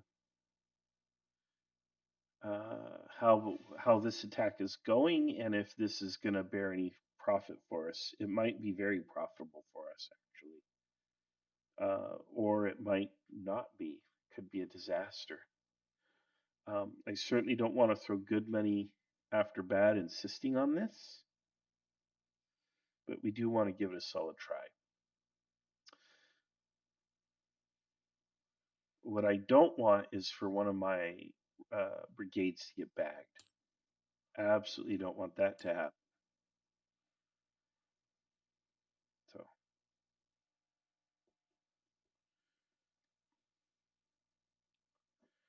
we need to make sure we don't get surrounded and cut off.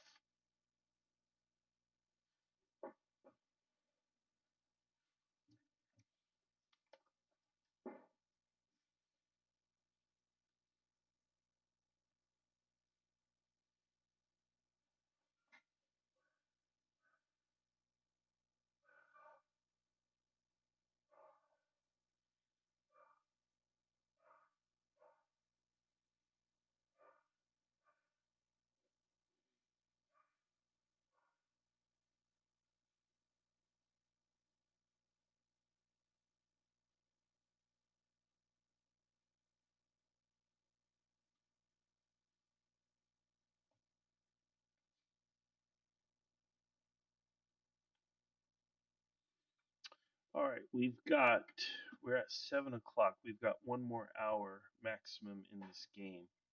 That's probably 2 to 3 more turns maximum to play before we get a decision. Hopefully, Negley is online and we're not getting bagged here in the east.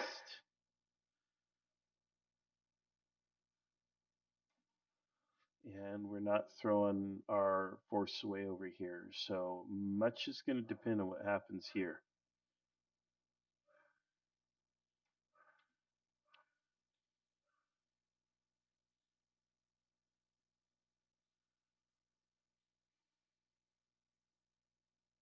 Good thing I didn't order an attack here, right? I just had that instinct that this was not going to be a good attack, especially observing the limited size of the brigade, only 3 regiments, I think.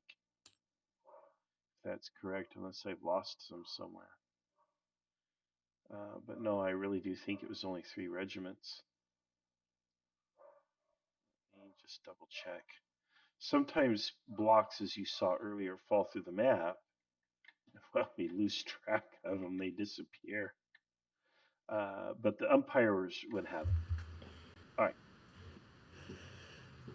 You are leading the attack of Division by Column, and you are running over roughshod over part of their flank. The other part is mostly open, but they have begun to refuse their flank in the face of a heavy Union assault around this area. All right. Well, then continue pushing. And then I will return back to the east, and I want us to see how that's going. Our artillery, our grand battery, if you will, may switch to counter battery fire if they still have guns firing on us. Otherwise, they are to switch to infantry.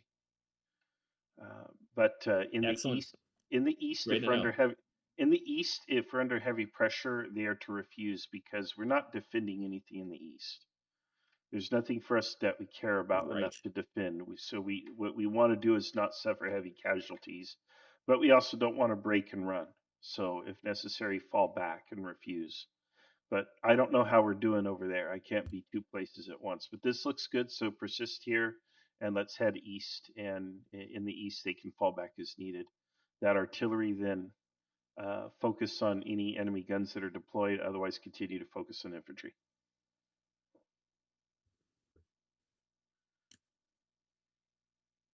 All right. Good to know. Thank you. Thank you.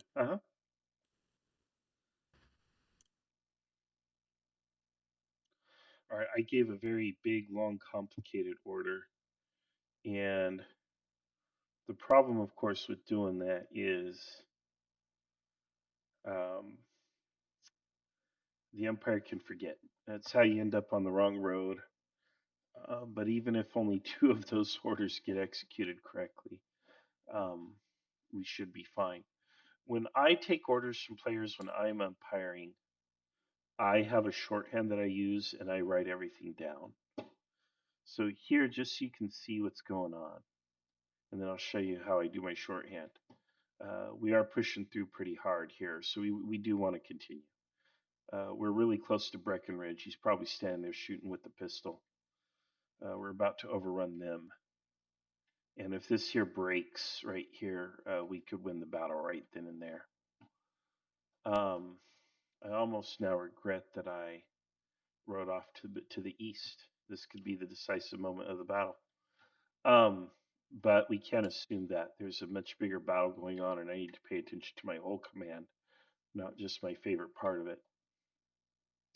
When I give orders, I will, or I take orders as an umpire, they'll say attack here. That's like an assault for me. Battery to shift fire, whatever. I'll draw a line at whatever they're supposed to be firing at. And then these guys, refuse. This is my little shorthand for refuse, actually. Little, reversed L. Um, so that's what I would do. So to put myself through the drill. Over here on the left, we continue the attack. I want to ride back to the east. I would circle my commander avatar, which right now is somewhere over here. And then I would say I want the artillery to shift fire, okay? And I want these guys to refuse if needed. And that's my shorthand for everything. So there we have it. That's just how I record orders from players.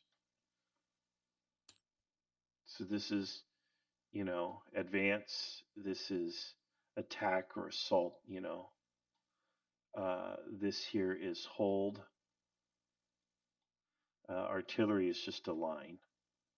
And this here is refuse, like so. Whatever. Um, and so on. So those are my little shorthand. Retreat is like so. So if I have units here, this is retreat. All of that.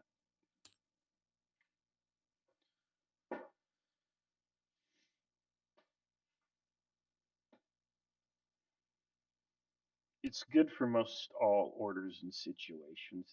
Those little shorthand right there are usually sufficient for 95% of what people are going to want you to do.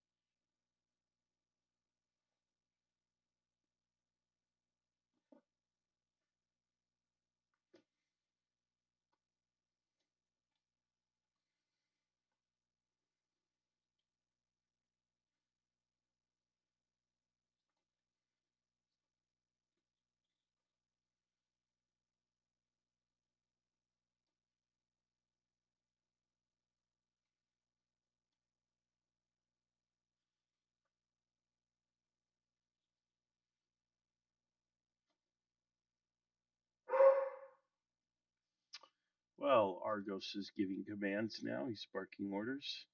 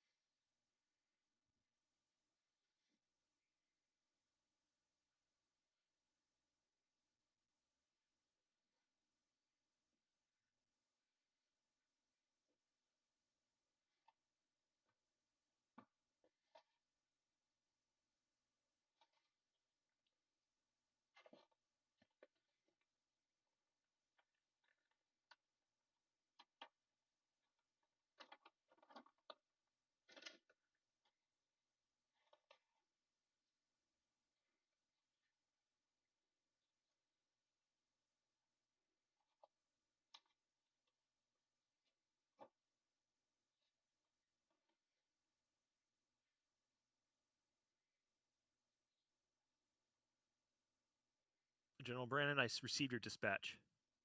Thank you.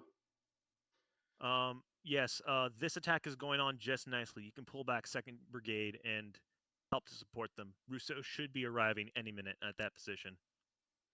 So you want me this column of regiments attack? You want me to call it off? If you want to, you can redirect their attack maybe towards, instead of southwest or south, instead go southeast, because Okay. they'll be they'll better support Negley. Okay. So you want me to steer this attack to the southeast? Yes, Understood. Okay. We'll push into the towards that southeast. main crossroads, that three-way crossroads that was All seen right. a while ago. All right. Understood. And we can head over to 3rd Brigade together so that we can. Great. Yeah, I'm supposed to be over there as soon as possible. Yeah. So we're gonna see what's going on there. I don't want them to hold and get chopped up. There's nothing we need to defend. We're not Yeah, defending exactly. anything there. So I don't want them to be like holding out and getting killed. Yeah, like I said, Rousseau should be there any minute now. He actually might Wonderful. even be here right now. We'll see. Good, good, good.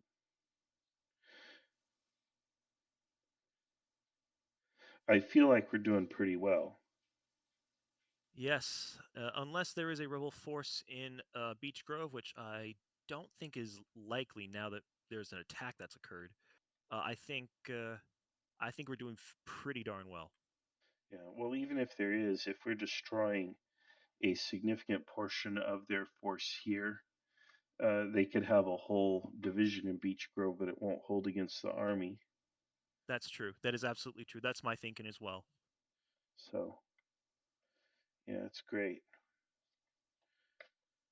Well, I'm proud of how you've done, Lake. I think you've done a good job. Well, thank you. I'd like to think I did a good job as well. Yeah, so win or lose, I'm pretty proud. I think this is about as good a plan as anyone could cook up, and I think it's probably been executed about as well as it can be. So, Exactly. Generals, yes, sir. Yes. uh,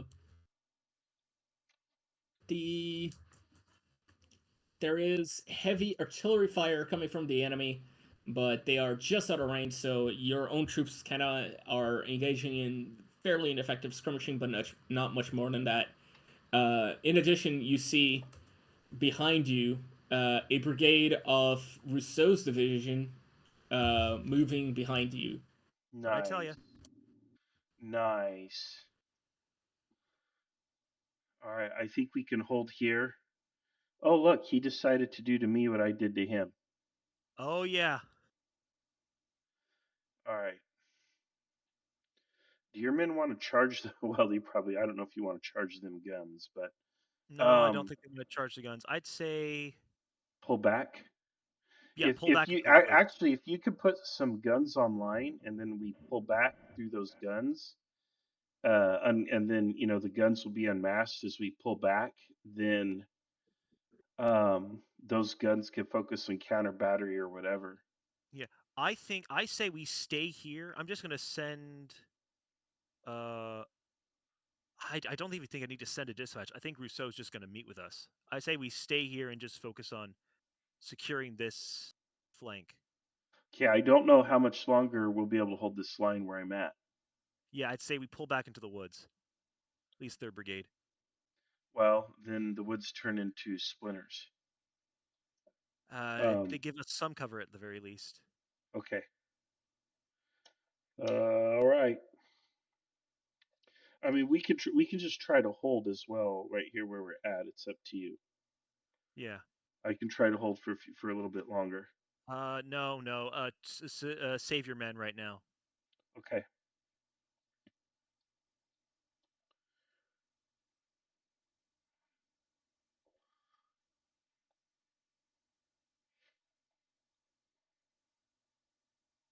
So yeah, I will be staying here with Brennan.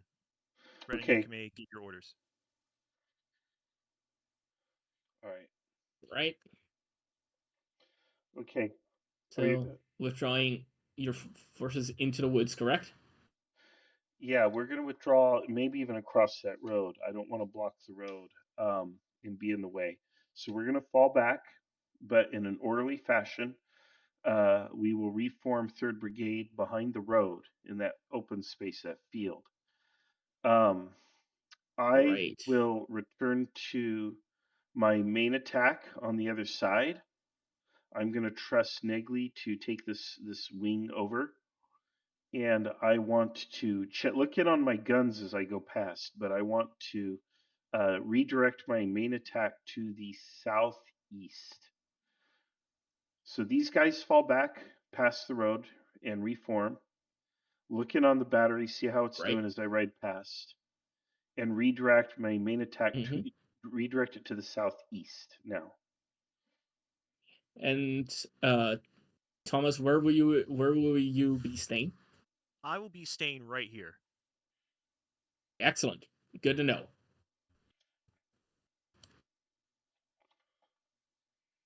You want to know why they call me the Rock?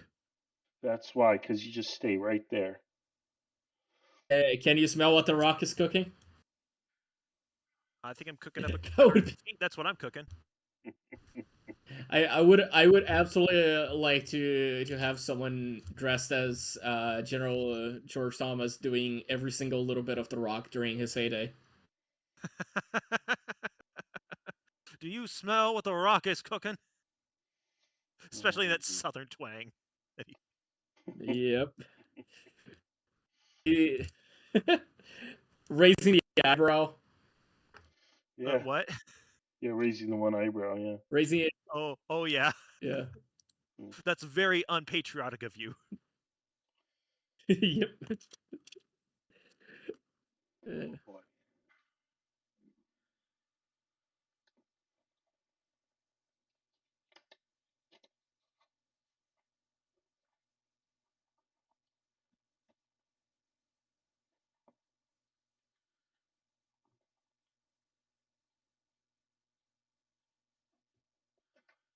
All right.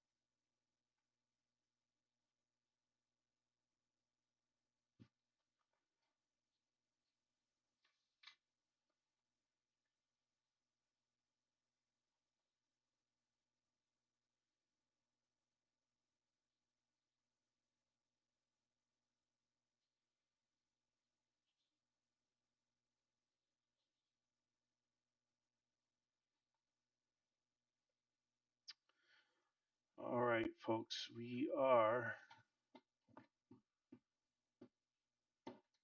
I might as well leave this screenshot up for everyone because this seems to be a little bit more interesting. So, better update of what's going on.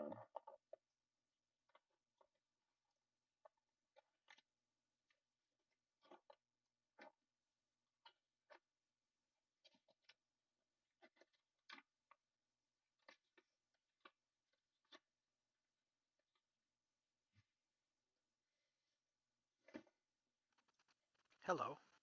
Hello.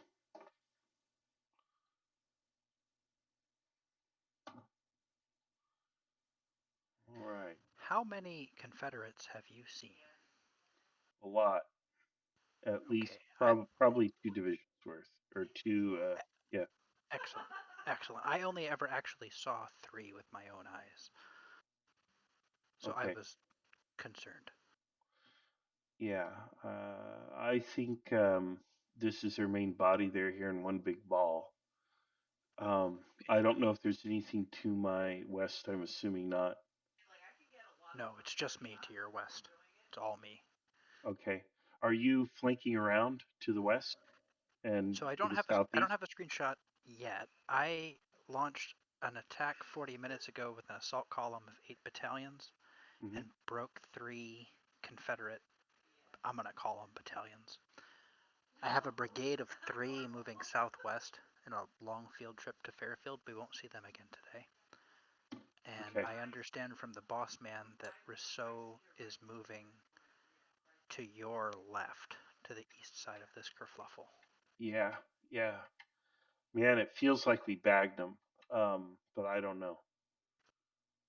I don't know. Well, at the So moment, I've got orders to move south towards Fairfield, but if I see any Confederates, fight them instead. But I don't have a good idea of what's going on east of me or how I can help. no, the best thing you can do is do what you're ordered to do. I've got the line here in the center, and then we've got plenty of reinforcements coming in, pouring into my east. So that's where Negley's going to end up. I Then am. I'm Negley. Oh, That's where Rousseau's going to end up. okay. Sorry, I got the names. You got you Oh, Union oh guys. yeah, they're You all all the look same. alike. Yeah, You all old look white guy alike, with a beard. Come on, it's like watching Game of Thrones. They're all the same.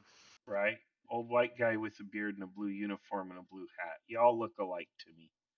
Um, so there we go. We're gonna yeah, so just I guess continue to push on where you're at.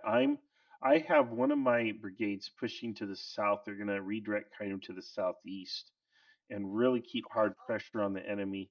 I've got a big battery of guns that I sort of formed up, not without.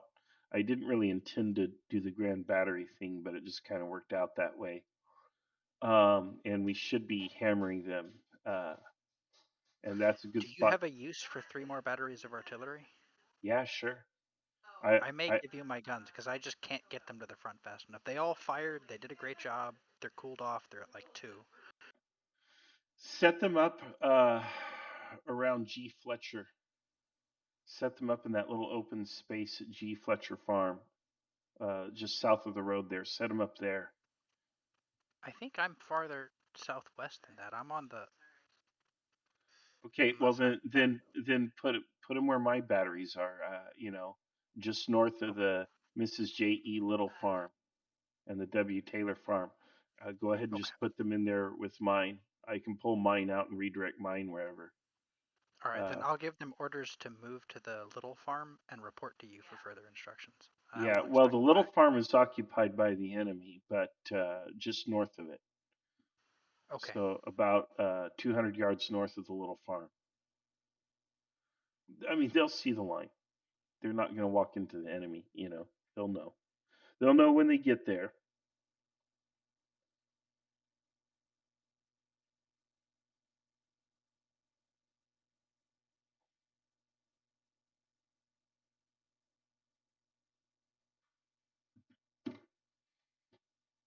All right, we have a screenshot here, and this screenshot looks like an absolute mess. Mr. Negley, Yes. the chaos continues to build as you try to force your artillery wagons through the lines here. Not to anybody's advantage at this point. What are your orders? Okay, so General Brannan, hear me out.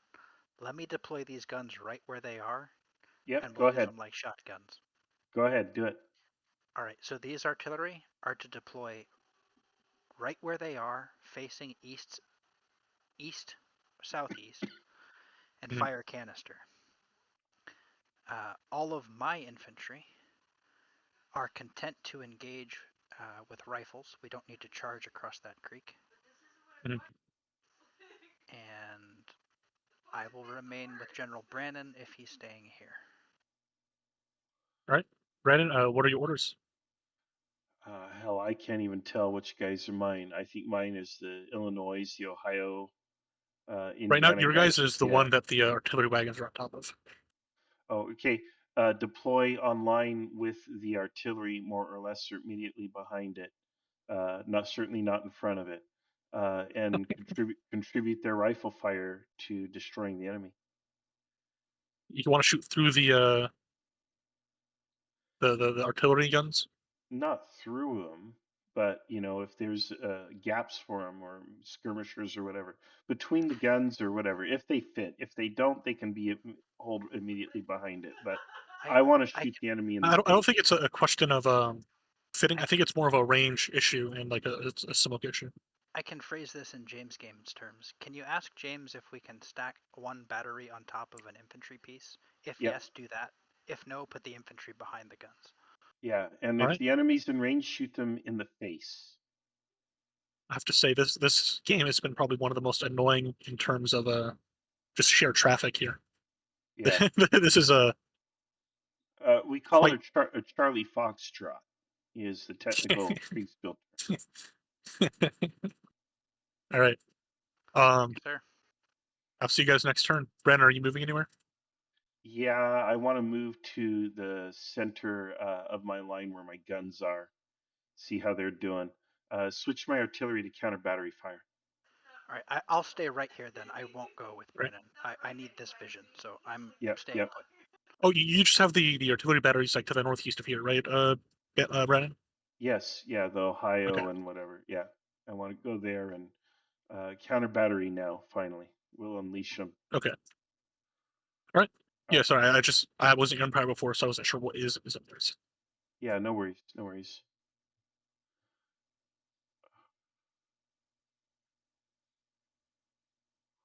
All right, we're moved off. I like McPanzer. I don't want to have a tea party though with other commanders and hang out. I want to make sure that we are maximizing the use of our command ability and our vision. Uh, and if commanders cluster together, we all get the same limited view of the battle, and we're not commanding our troops with our own eyes as they should be commanded. So in this case, we have a senior officer who's got some artillery and some infantry who sees things going on. If the enemy breaks, I would hope that my troops will run and pursue them. I guess I should have given that order. Let me.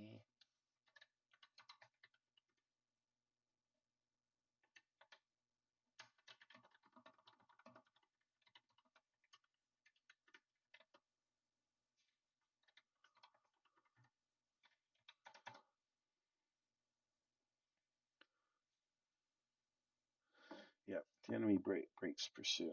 I just tagged the Empires. I hope they'll let me get that last little comment in case it wasn't obvious. So there we go. There we go. This is what it looks like. I dispatch down here. If the enemy breaks pursue. Uh, If the enemy breaks Brent. pursue him.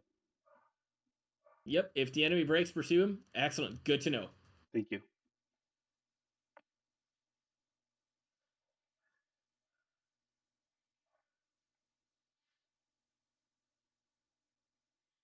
Kind of think we got him here for some reason. I'm really interested in seeing the 10,000 foot view though. It feels to me like they just balled up in one spot, and we are sort of, putting all kinds of pressure on them here and over here, more or less.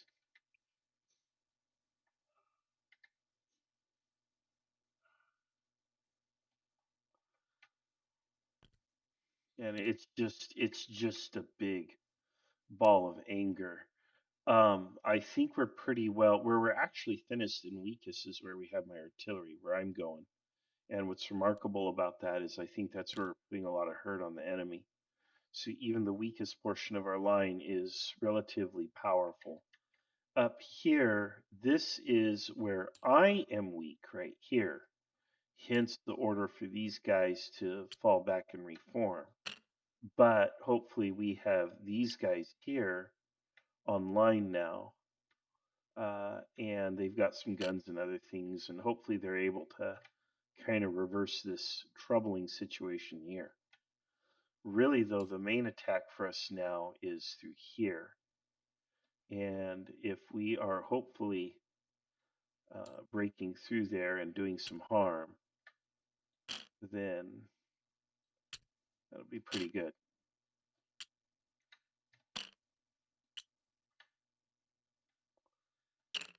Just kind of put things. We don't know what their actual positions are.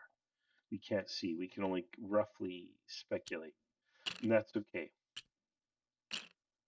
If they have another unit on Marching Simulator, on an adventure going up here, let's say, it would be up to the umpires if that constitutes a game winning move.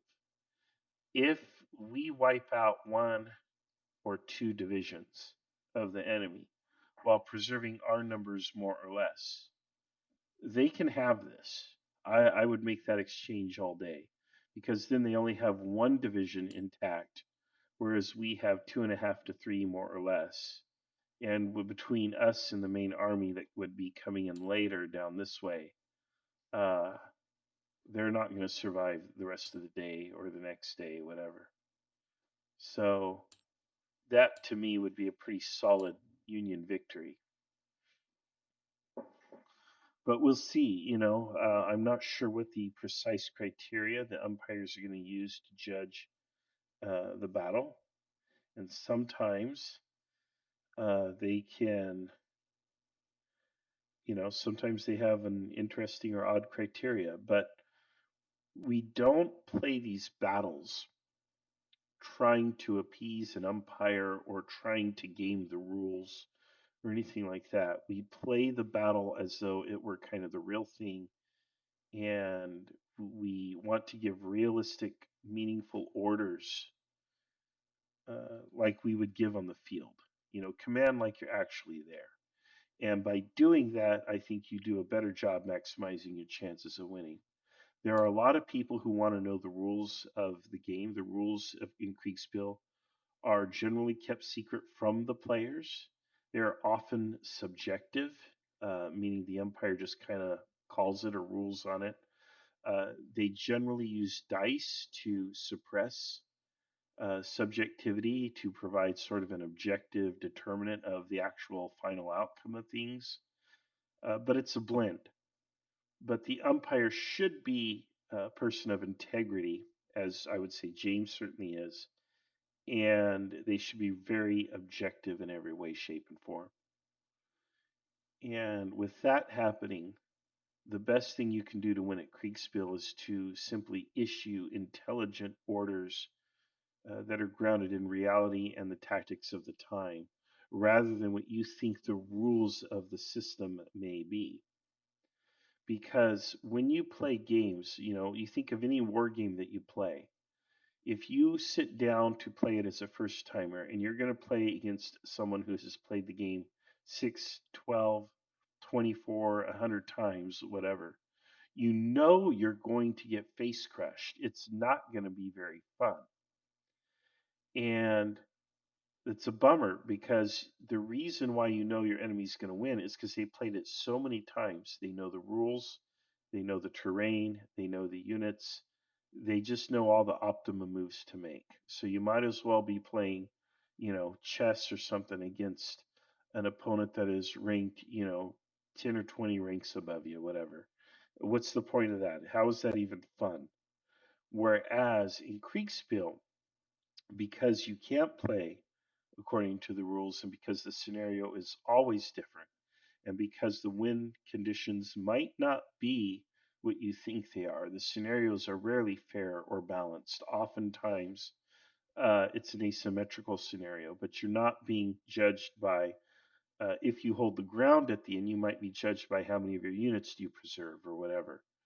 Um, you try to play realistically, and generally the side that plays the most realistic game and plays intelligently with their limited information is the one that's often declared the winner. So you can actually lose a battle and get your forces somewhat destroyed and still be declared the winner. I would imagine that's pretty rare, though. Generally speaking, the side that holds the ground is also going to be the winner. But it depends on the briefing in the scenario. Now, in this scenario, it is pretty conventional. We're supposed to clear the way from here to Hoover's Gap, and we're taking Fairfield. We hope there's nothing up here in Beech Grove, and we are basically clearing this whole avenue out as we go. And if that's the case, then the main army can just come through, and that's a victory. Absolute chaos as you are hit head on by an enemy charge. There's you fight back on a number of their regiments. Some of them are fleeing, yet more are coming. There you hear reports of yet more columns coming. What are your orders? Well, first of all, get these damn wagons out of the way. Um, Second of all, shoot them in the face. I mean, I don't know what Shoot him in other the face. order. Oh, I mean, it's a soldier's fight at this point. There's no right. strategy here when they are 10 feet away from you. Draw your pistol and start shooting. That's all we can do. Draw pistols, draw sabers, shoot, fix bayonets, whatever, but shoot them, kill them. There's no finesse to be had here. This is a soldier's fight now. So, rally what we can rally. Put online whatever's coming up. Tell them, get online here. We got to prevent the breakthrough. But I don't know what else to tell people. This is not, what am I supposed to do? Give some elaborate order? Um, if it's gray and it's moving, shoot it until it stops moving. All right. I know that's probably not the most Excellent. elegant or beautiful or wise sounding order, but uh, when the enemy No, is, it's a very wise sounding order. yeah, But the yeah, thank you. enemy's in your face. What do you do? So, Cry. yeah, no, we make him cry. Beg. Yeah, we make him die for his country. All right, we got it. All right, so, oh boy, this is tough. Look at this. We have the enemy commander in chief right here. That token there, Hardy. That's the enemy commander in chief. It's a brigade commander. So here we have a division commander and a brigade commander here. We have all this stuff coming online here. We have guns here. Um, I don't know what to tell people, but we should be firing like mad. Really, we greatly outnumber them. They've got 1, 2, 3 regiments. We've got 1, 2, 3. They're facing the wrong way. That's not good. But we got 1, 2, 3 fresh here, one here for doing Lord knows what. Artillery's still firing like hell. So everybody's got a target except for the people who are lollygagging in the rear.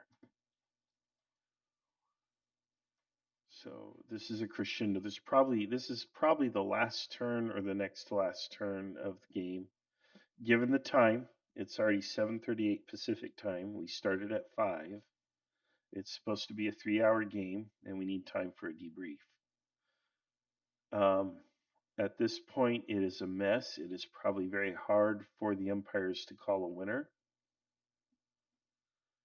But with me fixed in the center, I can only hope that we're having more success in other places. So I can bring my 3rd Brigade back online if they exist in any form. But I can't really move anywhere or retreat when the enemy is in such close proximity to me. Basically, I got stuck in. That's not a good situation to be in.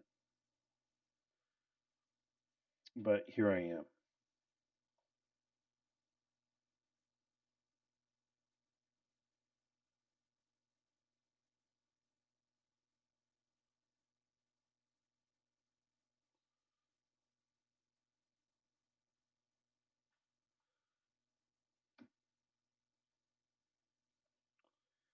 Guess I'm going to be like Daniel Sickles, huh? Daniel Sickles.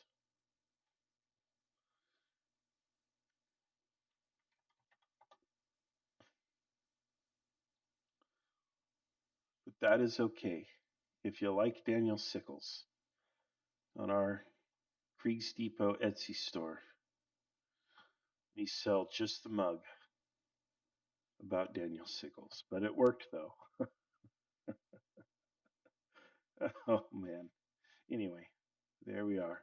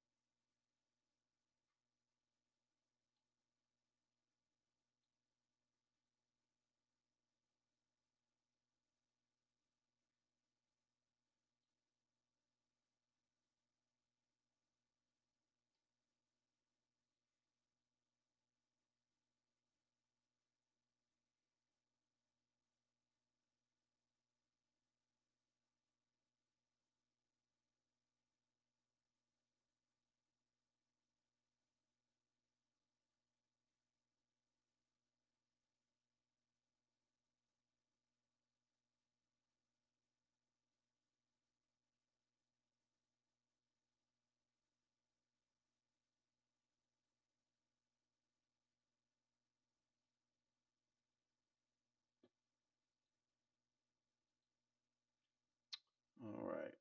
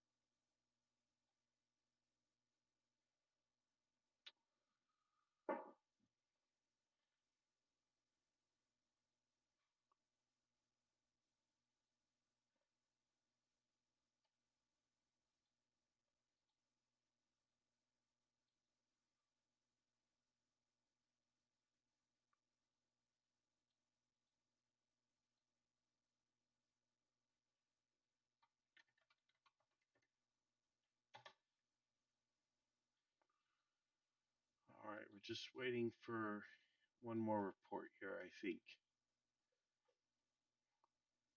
It is a crazy situation, folks.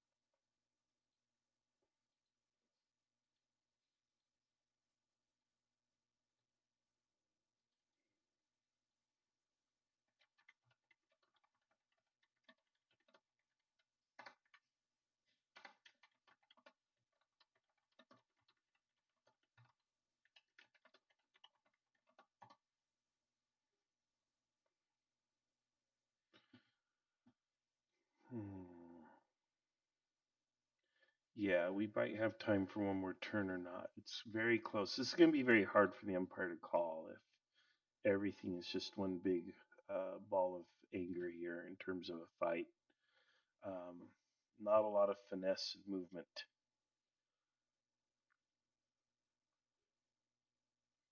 It'd be very hard to call. I think the Confederates went with the concentrated defensive strategy where they would have interior lines in the hopes that they would do pretty well. And who knows, they may have. They may have. We will see what the casualties look like.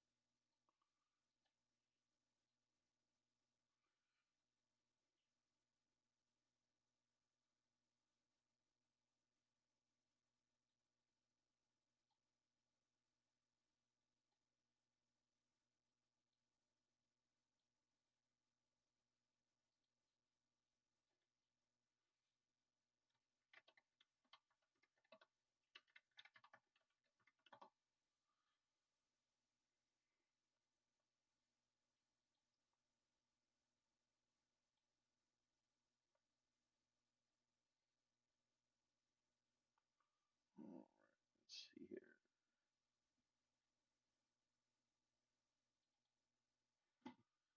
I'm messing with my Dan Sickles picture here.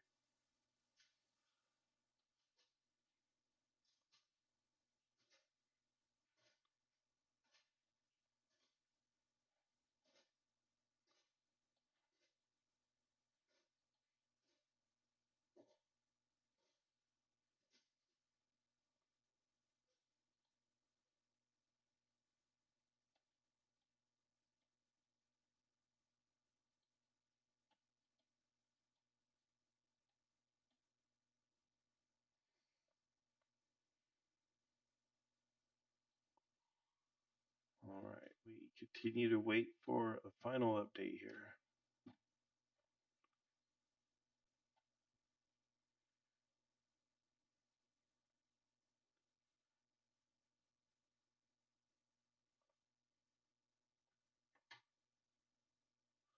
And we'll screen cap that. There we go.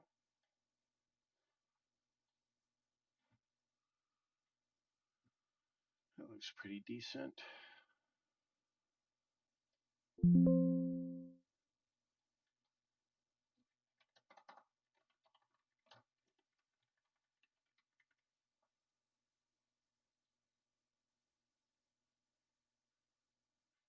Oh boy, okay, that's actually a little wrong there. The buttons are wrong.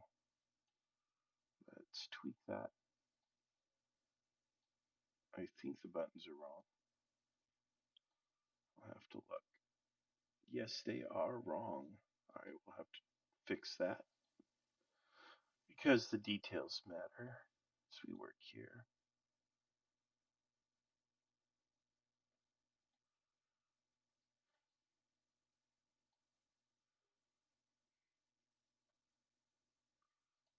We'll just like so.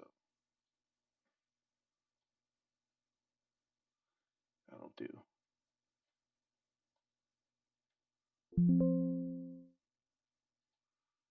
Go.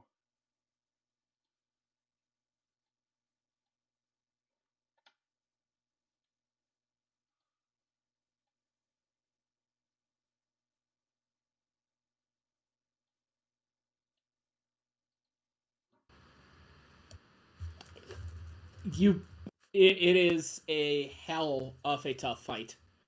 Uh, it is nothing short of remarkable that you won it without everything breaking, but you see on the field ahead of you the corpse of General Hardy shot in the chest, lying in a pool of his own blood. I ordered the face, not the chest. But whatever, whatever, whatever. All right. Well, then we're gonna push forward and we're gonna secure the body. We will put his body under the care of a doctor for safekeeping. Put him on a cart. He needs to be treated honorably. Otherwise, we continue the fight. I see. There we go. Yeah.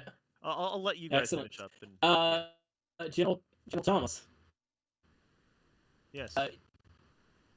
General Brannan here has beaten back the enemy after a field charge, and once the smoke clears, you see on the field lying the dead body I'm sorry. of Uncle, you are General very. Hardy. Wait, what? He's coming through as a robot with robot sounds. I have that issue sometimes too. You see General Hardy, the body of General Hardy is shot through the chest, dead in a field Oh, to our front. We've God. All repulsed right. an enemy Confederate attack, a heavy attack. Unfortunate. My, All right. Well, goodness. I think I already know what I want to be done.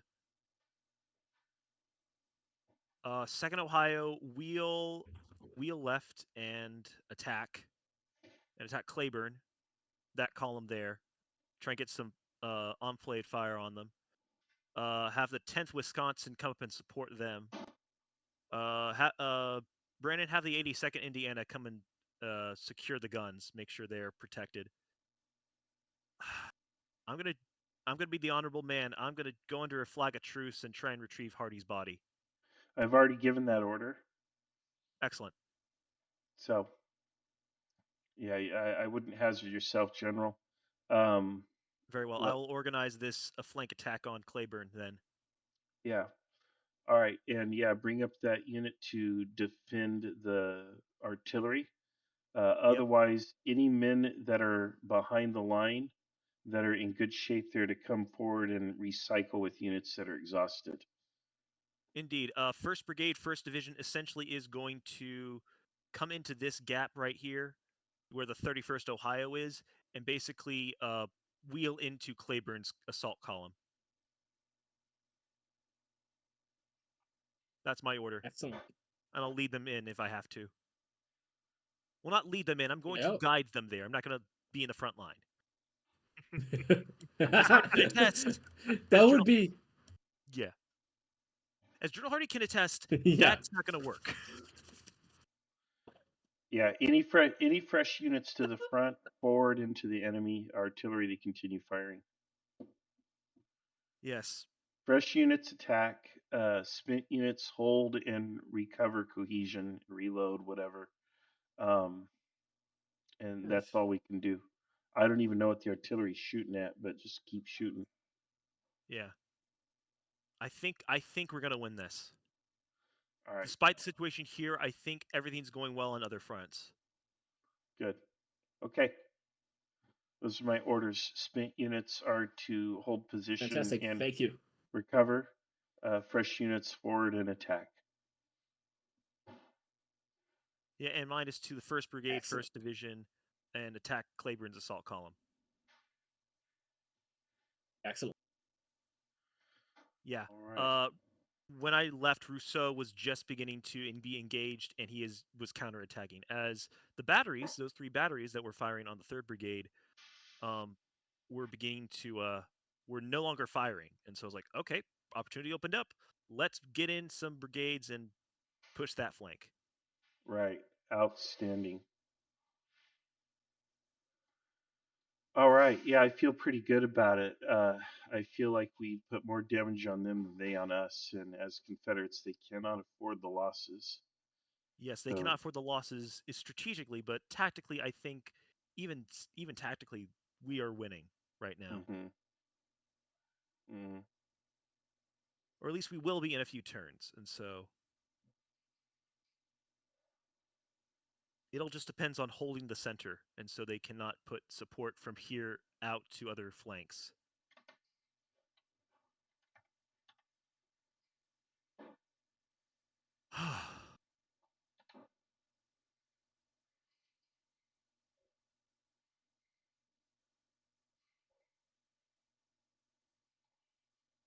I am shocked to see the enemy CIC just out dead in the field. Yeah.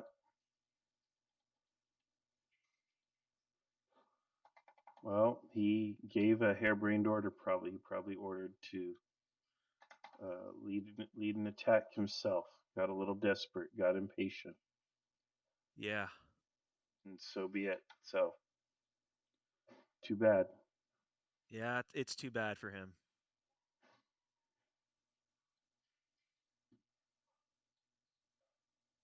And now Confederates are going to have leadership problems, like, because who's going to give the general orders, Right? like for division commands? It's going to be essentially break down into just subordinate commands acting on their own. Yeah. Well, they can still behave in a relatively competent fashion if they have good division commanders, but yeah, it'll be harder for them to do much.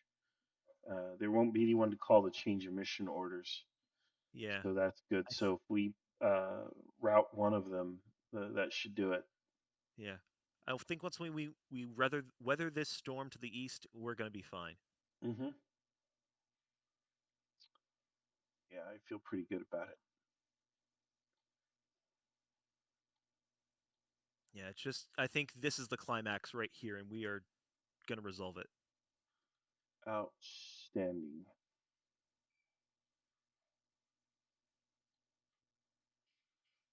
I think I've told everyone else this. We essentially formed the horns of the buffalo without meaning to, because Negley is one of the horns. Rousseau is now forming the other horn, and this is you are the chest, which is just holding the line. Yeah.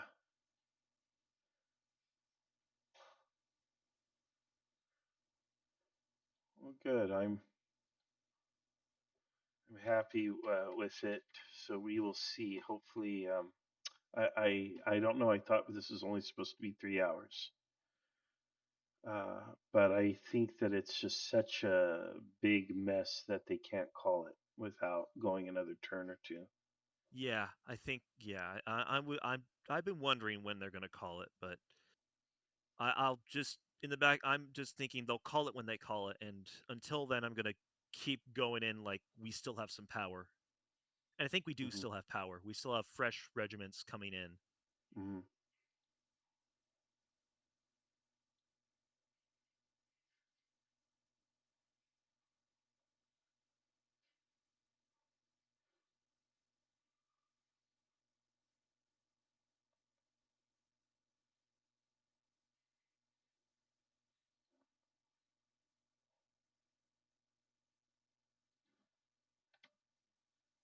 I All think right. I can explain how we've done so well so far is that I've been able to map out where each of my divisions are, what they're doing, and figuring exactly what is going on, essentially on the rest of the battlefield. Hmm. Yeah, you've done a good job. You've been able to go back and forth. I think they have interior lines, but I don't know if it's done them much good. It's going to be Yeah, really fascinating to see the debrief. exactly. My sense of it is they formed a big ball of anger here and decided to fight defensively, Yeah. and we managed to somehow surround them, and maybe we got the drop on them or something and put early losses into them, and it just kind of went poorly for them. I I don't th- know why I they would do so poorly, but yeah. I think it's honestly can just come down to experience. We've done Kriegspiel for years. They might not have done Kriegspiel ever before this game, this mhm. tournament. So Yeah, but usually, forming a concentrated defense with interior lines, you should have the advantage in that fight. But I also think they're trying to attack out of that ball, whereas we're holding and playing defense, and so by attacking there, they're yielding a little bit of a combat advantage to us. Yeah. Oh yeah, we've been able to be a bit flexible in our command. It's like we've been Yeah. able to basically it's like, oh, we're attacking no, instead we have to defend, but now that they're weakened, we can now attack, and so we've been able to be a bit more flexible in how we Hmm. conduct ourselves. I think the game-winning move, assuming we've won, was sending who was it, Negley or whoever to the east. Oh yeah. Yeah, I have a hunch that's a pretty big power move that we made. It's a change of the plan there. You launch your own charge towards the enemy, and the enemy meets you with some forces that are not quite fresh, but certainly far from. See, but you have diverted some attention to this column, and there's still more forces coming, so there can still be a very thorough fight around this area.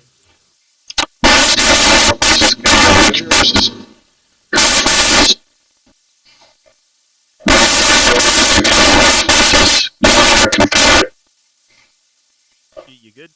You good, Marshall? You're going bit robot.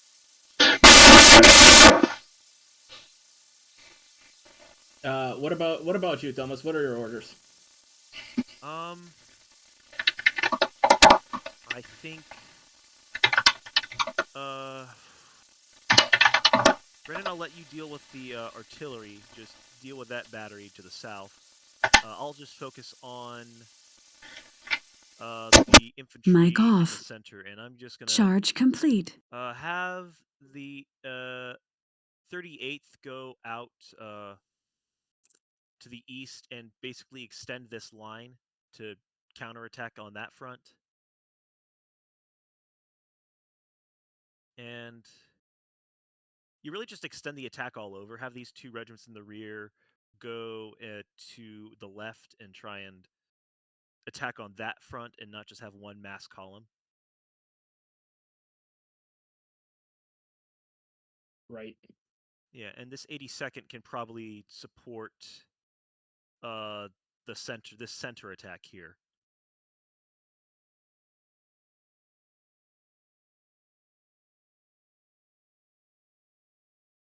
Right. I see. Brian, you sent me a. What forces are coming? Union or Confederate? Yep. Attacks continue. It's Confederate forces that you see are coming, but there's also there do not appear to be any Union reinforcements on hand. Yeah, we've committed our final reserve. Besides what has already been committed. Yep.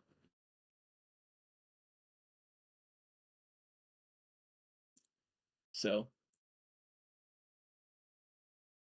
makes me grinder makes sausage. Oh boy. Excellent. Thank you. Mic on.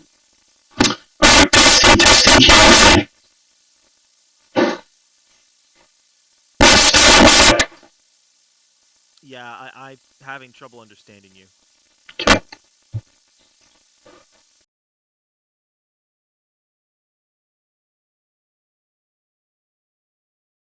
You may need to go onto your phone now, which is unfortunate.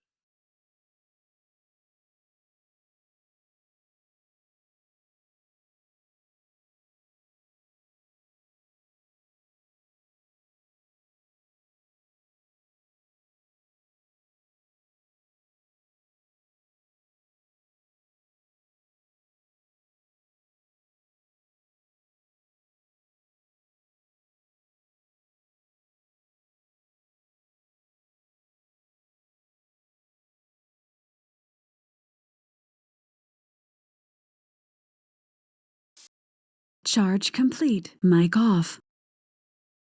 Oh right, you're streaming. Mic on.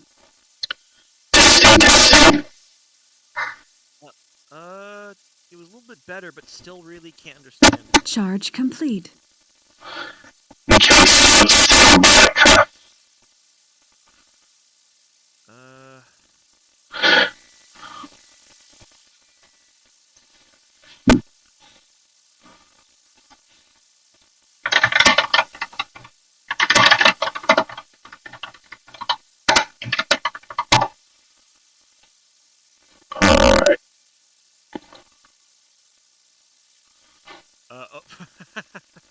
I mean, yeah, I think this has. I'll just give my debriefing right now of what I've seen happen so far. I think we have done the best we can. Like, we have finally committed the last reserve, our last reserve right now. We are attacking on all fronts. I think we have, but we've done as much as we can, and we've done everything the best that we could. It's just up to chance right now and a bit of luck.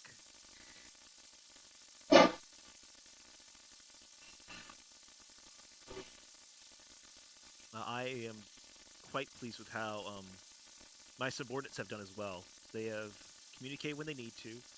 They have taken initiative when needed, and essentially running as I expected them to. And so it's really acting like clockwork. I know where they are. I know where they're coming in from, and it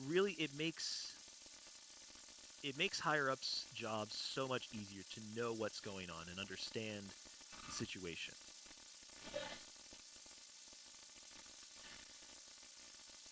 And I'll just watch Nagley getting routed off the field. As I'm saying, it's like, yeah, I know exactly what's going on the rest of the battlefield.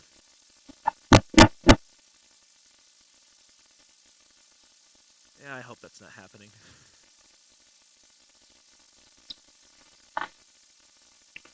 Testing, testing. Mic on. Yeah.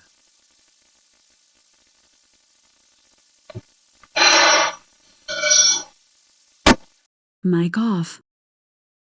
But I do agree, Marshall. I do think we are nearing the end of this game. This is definitely coming to the end.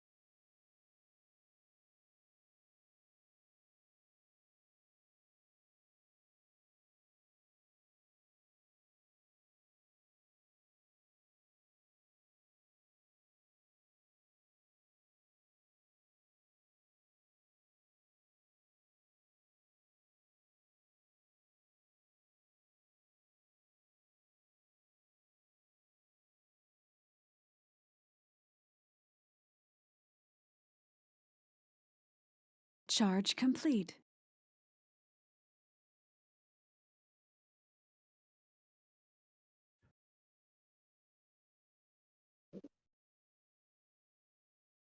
All right. Welcome, everyone. So the Mic umpires on. decide to call it at this point. We feel like we've reached a decisive point where we can decisively call the winner. So I'm going to share my screen and talk through it. Like we did at Raffia, basically do a post-op on what happened. The umpires will share their pieces and what they had, and all the players have a chance to share their experience. So I'm going to go first as share my screen.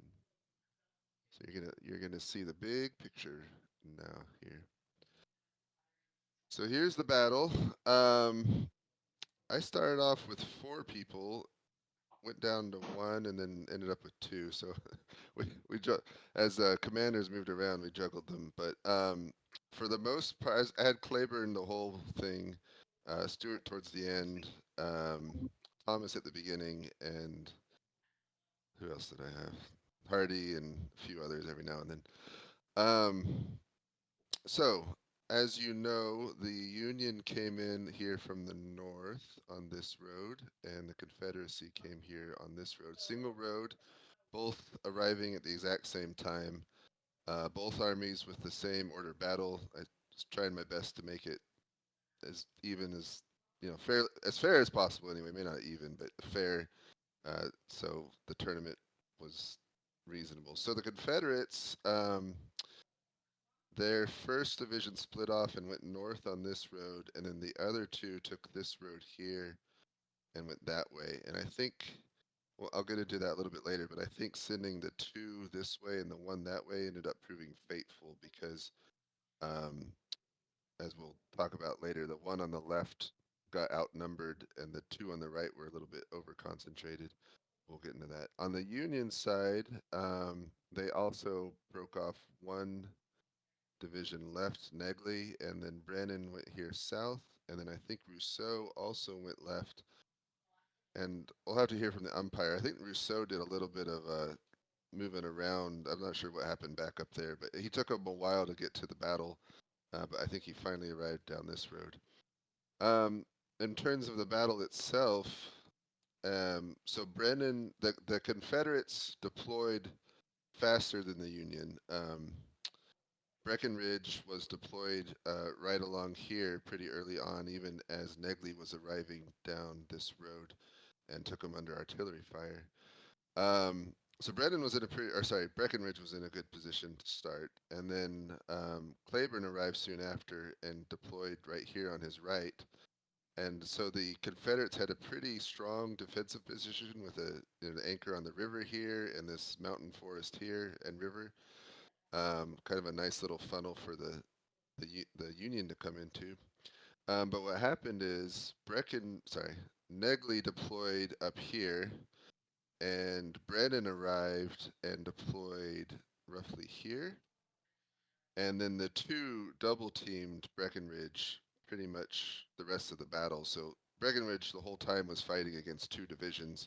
He did pretty good, but when you're outnumbered 2 to 1, it's just difficult to overcome those odds. So Negley sent a pretty concentrated charge a couple hours back, which broke half of Breckinridge's division, and then here at the end of the battle, basically his whole division's breaking under heavy artillery fire. In the center, Claiborne deployed, and then steadily advanced, trying to fill out the Union position.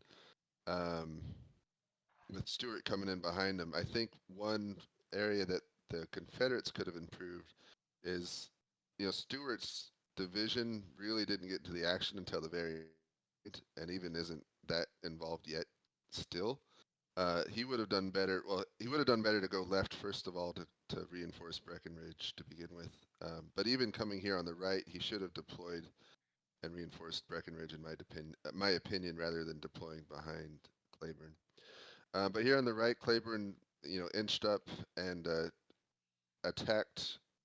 First, it was the right or the east, which would be the left wing of Brannan's division, and was doing some pretty good artillery fire on them. And then they were replaced by Rousseau when he finally arrived. And then Claiborne launched some good charges with Polk up through here, and then Liddell up through here, supported by Johnson on over there and Brown over here. Unfortunately, by then it was too late. I forgot to mention Hardee launched or organized and launched a charge here in the middle as well, a little bit earlier, not seen. Very, very, very, very unlucky for him. In that fight, he caught a stray bullet and he died. He was too close to the action, and it it was unfortunate. So he died in the middle of the fight about an hour back. That word is reaching the Confederate lines now, lowering morale, and that was a major part of the decision to call it a Union victory. One, Hardee's death would be pretty demoralizing for the Confederate corps.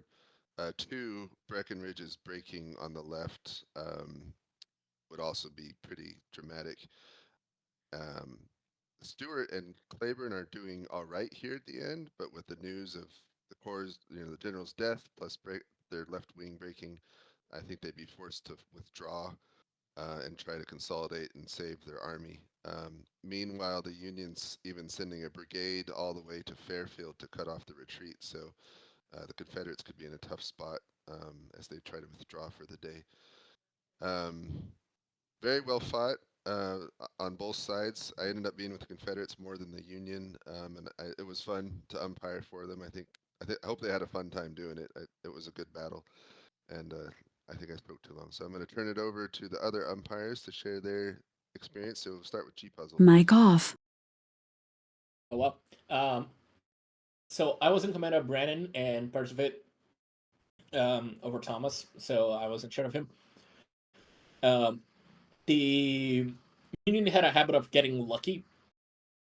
They would deploy at the last possible second, or they would move all their cannon forward to be used essentially as shotguns, while the Confederacy would be just sending someone charging. So blunted a lot of things by this limits of margins, but and at some point, both Brannan and Hardee were at danger of getting shot. Brannan absolutely deflected Mic his. on. Hardee did not, and unfortunately passed. But looking at it, I would say that this is a victory for the Union that is going to have a lot of effects on the upcoming Homa campaign. At the strategic level, this is probably the big battle that gets mentioned until Gettysburg. The Gettysburg happens a couple of days later, and then after that, you have the end of the siege of Gettysburg. So it's going to be a very, very bright Union. For the Confederacy, the loss of General Hardee is probably significant at this point in time. He's probably he is, for lack of better terms, the authority on level on basic regimental level tactics. So that would still be an effect, but he was still very much a guy who was quarreling. So there's probably going to be yet more quarreling in the Western theater for the people who are interested in that, in the sort of chaos that was Confederate command in the West. I'll pass that on to the other umpires. Thank you, G Puzzle. And I didn't say it yet, but thank you to the umpires who helped me run this. I appreciate them volunteering and filling in. We'll hear from Slock now. So I bounced around a little bit. I had Stewart. I think I had Rousseau most of the match, but I also was in charge of Hardee when I informed him of his ill-timed demise. What happened with Rousseau is that he originally was coming down this road, and then his original idea was to just off-road trek direct southwest towards the battlefield. found out that the terrain there was not conducive to that, so then some of his brigades ended up waiting here, then marching down all of this through this road, and really arriving in the nick of time to act as a reserve for the Union eastern flank. So I think that really went well for the Union side, that it wasn't intentional, but it worked out pretty darn good, because I think if the Confederates had been able to press the attack, and that was something I saw with Stuart when they were down in this area, there was definitely a lot of units concentrated down here that it took them some time to get into formation and begin pressing the attack on the eastern flank of the battlefield. And the attacks in the center, it seemed like the Confederacy was really going in with the bayonet for most of the battle, not wanting to. It was either under commitment or over commitment on their side, where the Union had enough forces to plug in any gaps, fill in anything, and that's partially where I reached my decision with this as well. Is that the Union has enough mass that they can either plug any gaps put in by the Confederacy in the line, especially the one up here to the north around these artillery batteries. But yeah, the Confederates just don't have that mass yet, and the left flank is gone, and they've lost their commander in chief. So I think overall, all sides did pretty darn good, but most of my players were in marching sim for half the battle. But still a very good battle. Yep. All right, XDX. I had Megley and Breckenridge. I think they were the first contact between the Union and the Confederacy. I have to say, up in the north here where I was absolutely awful terrain to fight in, and I could sense that some of the players are kind of frustrated with the terrain here, which I can't really blame them for. I know I would be too. It was kind of hard to tell, especially with how dense the units were, where forests like began and ended, and where like certain guns could shoot at each other or not. But it was just like the sheer volume of units of here and such awful terrain. I don't think anybody would have had fun fighting up here. But I think both players did the best they could with the circumstances of, again, the completely awful terrain to fight in. Thank you, XDX. All right, now we'll hear from the players, those that have stuck around. I'm just going to go down the list. So we'll start with Brannan first. Audio check. Am I coming in clear or robotic? I got it very clear. Okay, clear. Great. Yeah, we took the wrong road to start. I don't know if that was an umpire error or a deliberate um, wrench thrown in our plans. I'd kind of like to know. I'm not cross with the umpire or anything in any way, shape, or form if that was an umpire error, because I think things like that are kind of cool and it provides a fun wrinkle for the players to deal with. Which road was the wrong road? We were to the east of the river. We didn't cross at the little ford there, whatever Crow's Ford or something, whatever there, right Right there. there. Yeah, yeah. We Okay. continued south on that road to the east, just a little ways. I caught that and I ordered a countermarch. So I don't know if that was an intentional thing. I'm guessing now it was an umpire error. But it was actually kind of a cool Kriegsspiel moment, because that thing happened. That sort of thing happens. So we countermarched. We came in. We came in online. I spent most of the time holding on for dear life. At one point, we contributed to the attack on what's his name there, Breckenridge, I think, and I think we had some good effect. I piled on my artillery. I ended up forming a grand battery. That's not something I normally do, and I sort of did it unintentionally. But when I did it, the trick that I used was I ordered them to concentrate on infantry, not do counter battery, which most guns and players tend to want to do for some reason. I don't know if that proved decisive or helpful, but I'm a big fan of use the guns to kill the troops rather than the enemy artillery. I don't know how that worked out for me. You guys have to tell me as umpires. Otherwise, it was a fantastic plan by our commander in chief, General Thomas, also known as Lake Czarina, and I'm pretty happy with everyone and how they did. I want to thank everyone for being part of this. I want to congratulate the other team, and I want General Hardy to know that I have given the order for his body to be treated with the utmost respect, and brought back behind the line and cared for by our doctors. So there you go. Thank you. Thank you. All right, let's hear from General Hardy. So yeah, Mic off. as we moved and deployed out into our line, we saw the Union coming in. They arrived a little earlier than expected, so we couldn't get our right to completely form in before the cannon fire started going. But once we started maneuvering around, we saw the concentration onto the left, and Claiborne advanced forward. So I happened to co-locate at the time that he moved forward, and we saw a lot of Union troops still in column moving. So that's when I gave the order to advance forward and attack using Stewart to push behind him and hopefully collapse the right flank, which I'm seeing is slowly getting there. I wish it happened a little quicker, but such is life. And then with the Grand Battery firing that down onto Breckenridge, I brought some reinforcements that I hijacked from Stewart over and took Breckenridge's men. And well, there was some counter battery firing. I figured I can charge the gap and hope to silence some guns, which I partially did. And then it went all to black. But no, my men fought well. We did the best that we could, and sometimes they just don't fall your way. Yep. Thank you. General Stewart.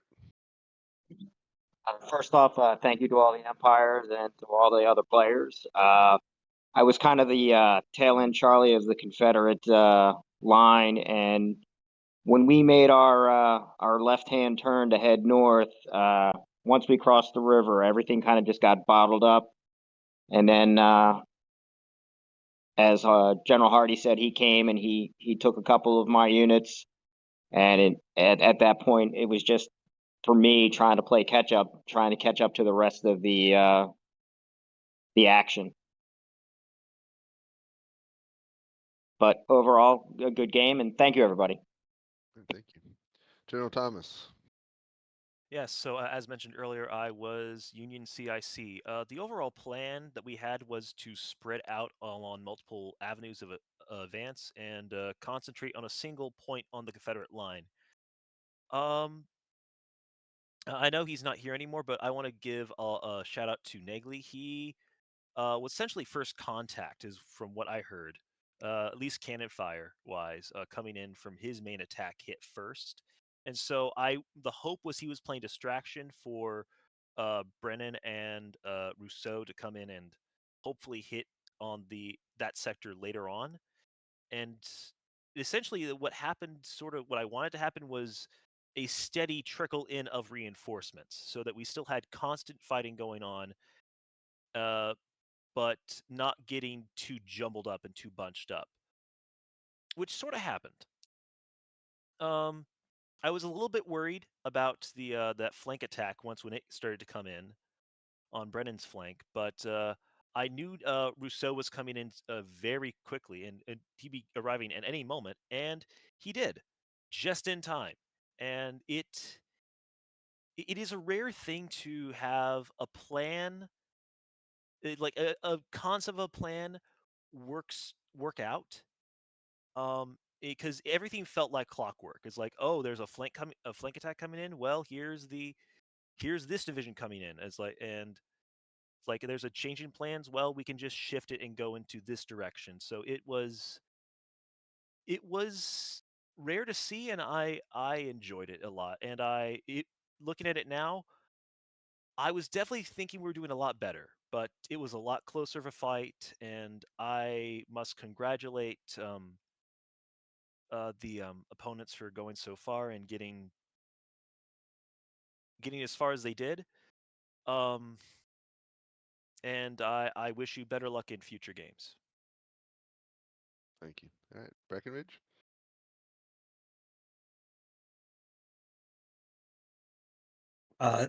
Thanks to the umpires for running this game. Congratulations to the Union players for winning. I had a lot of fun this game.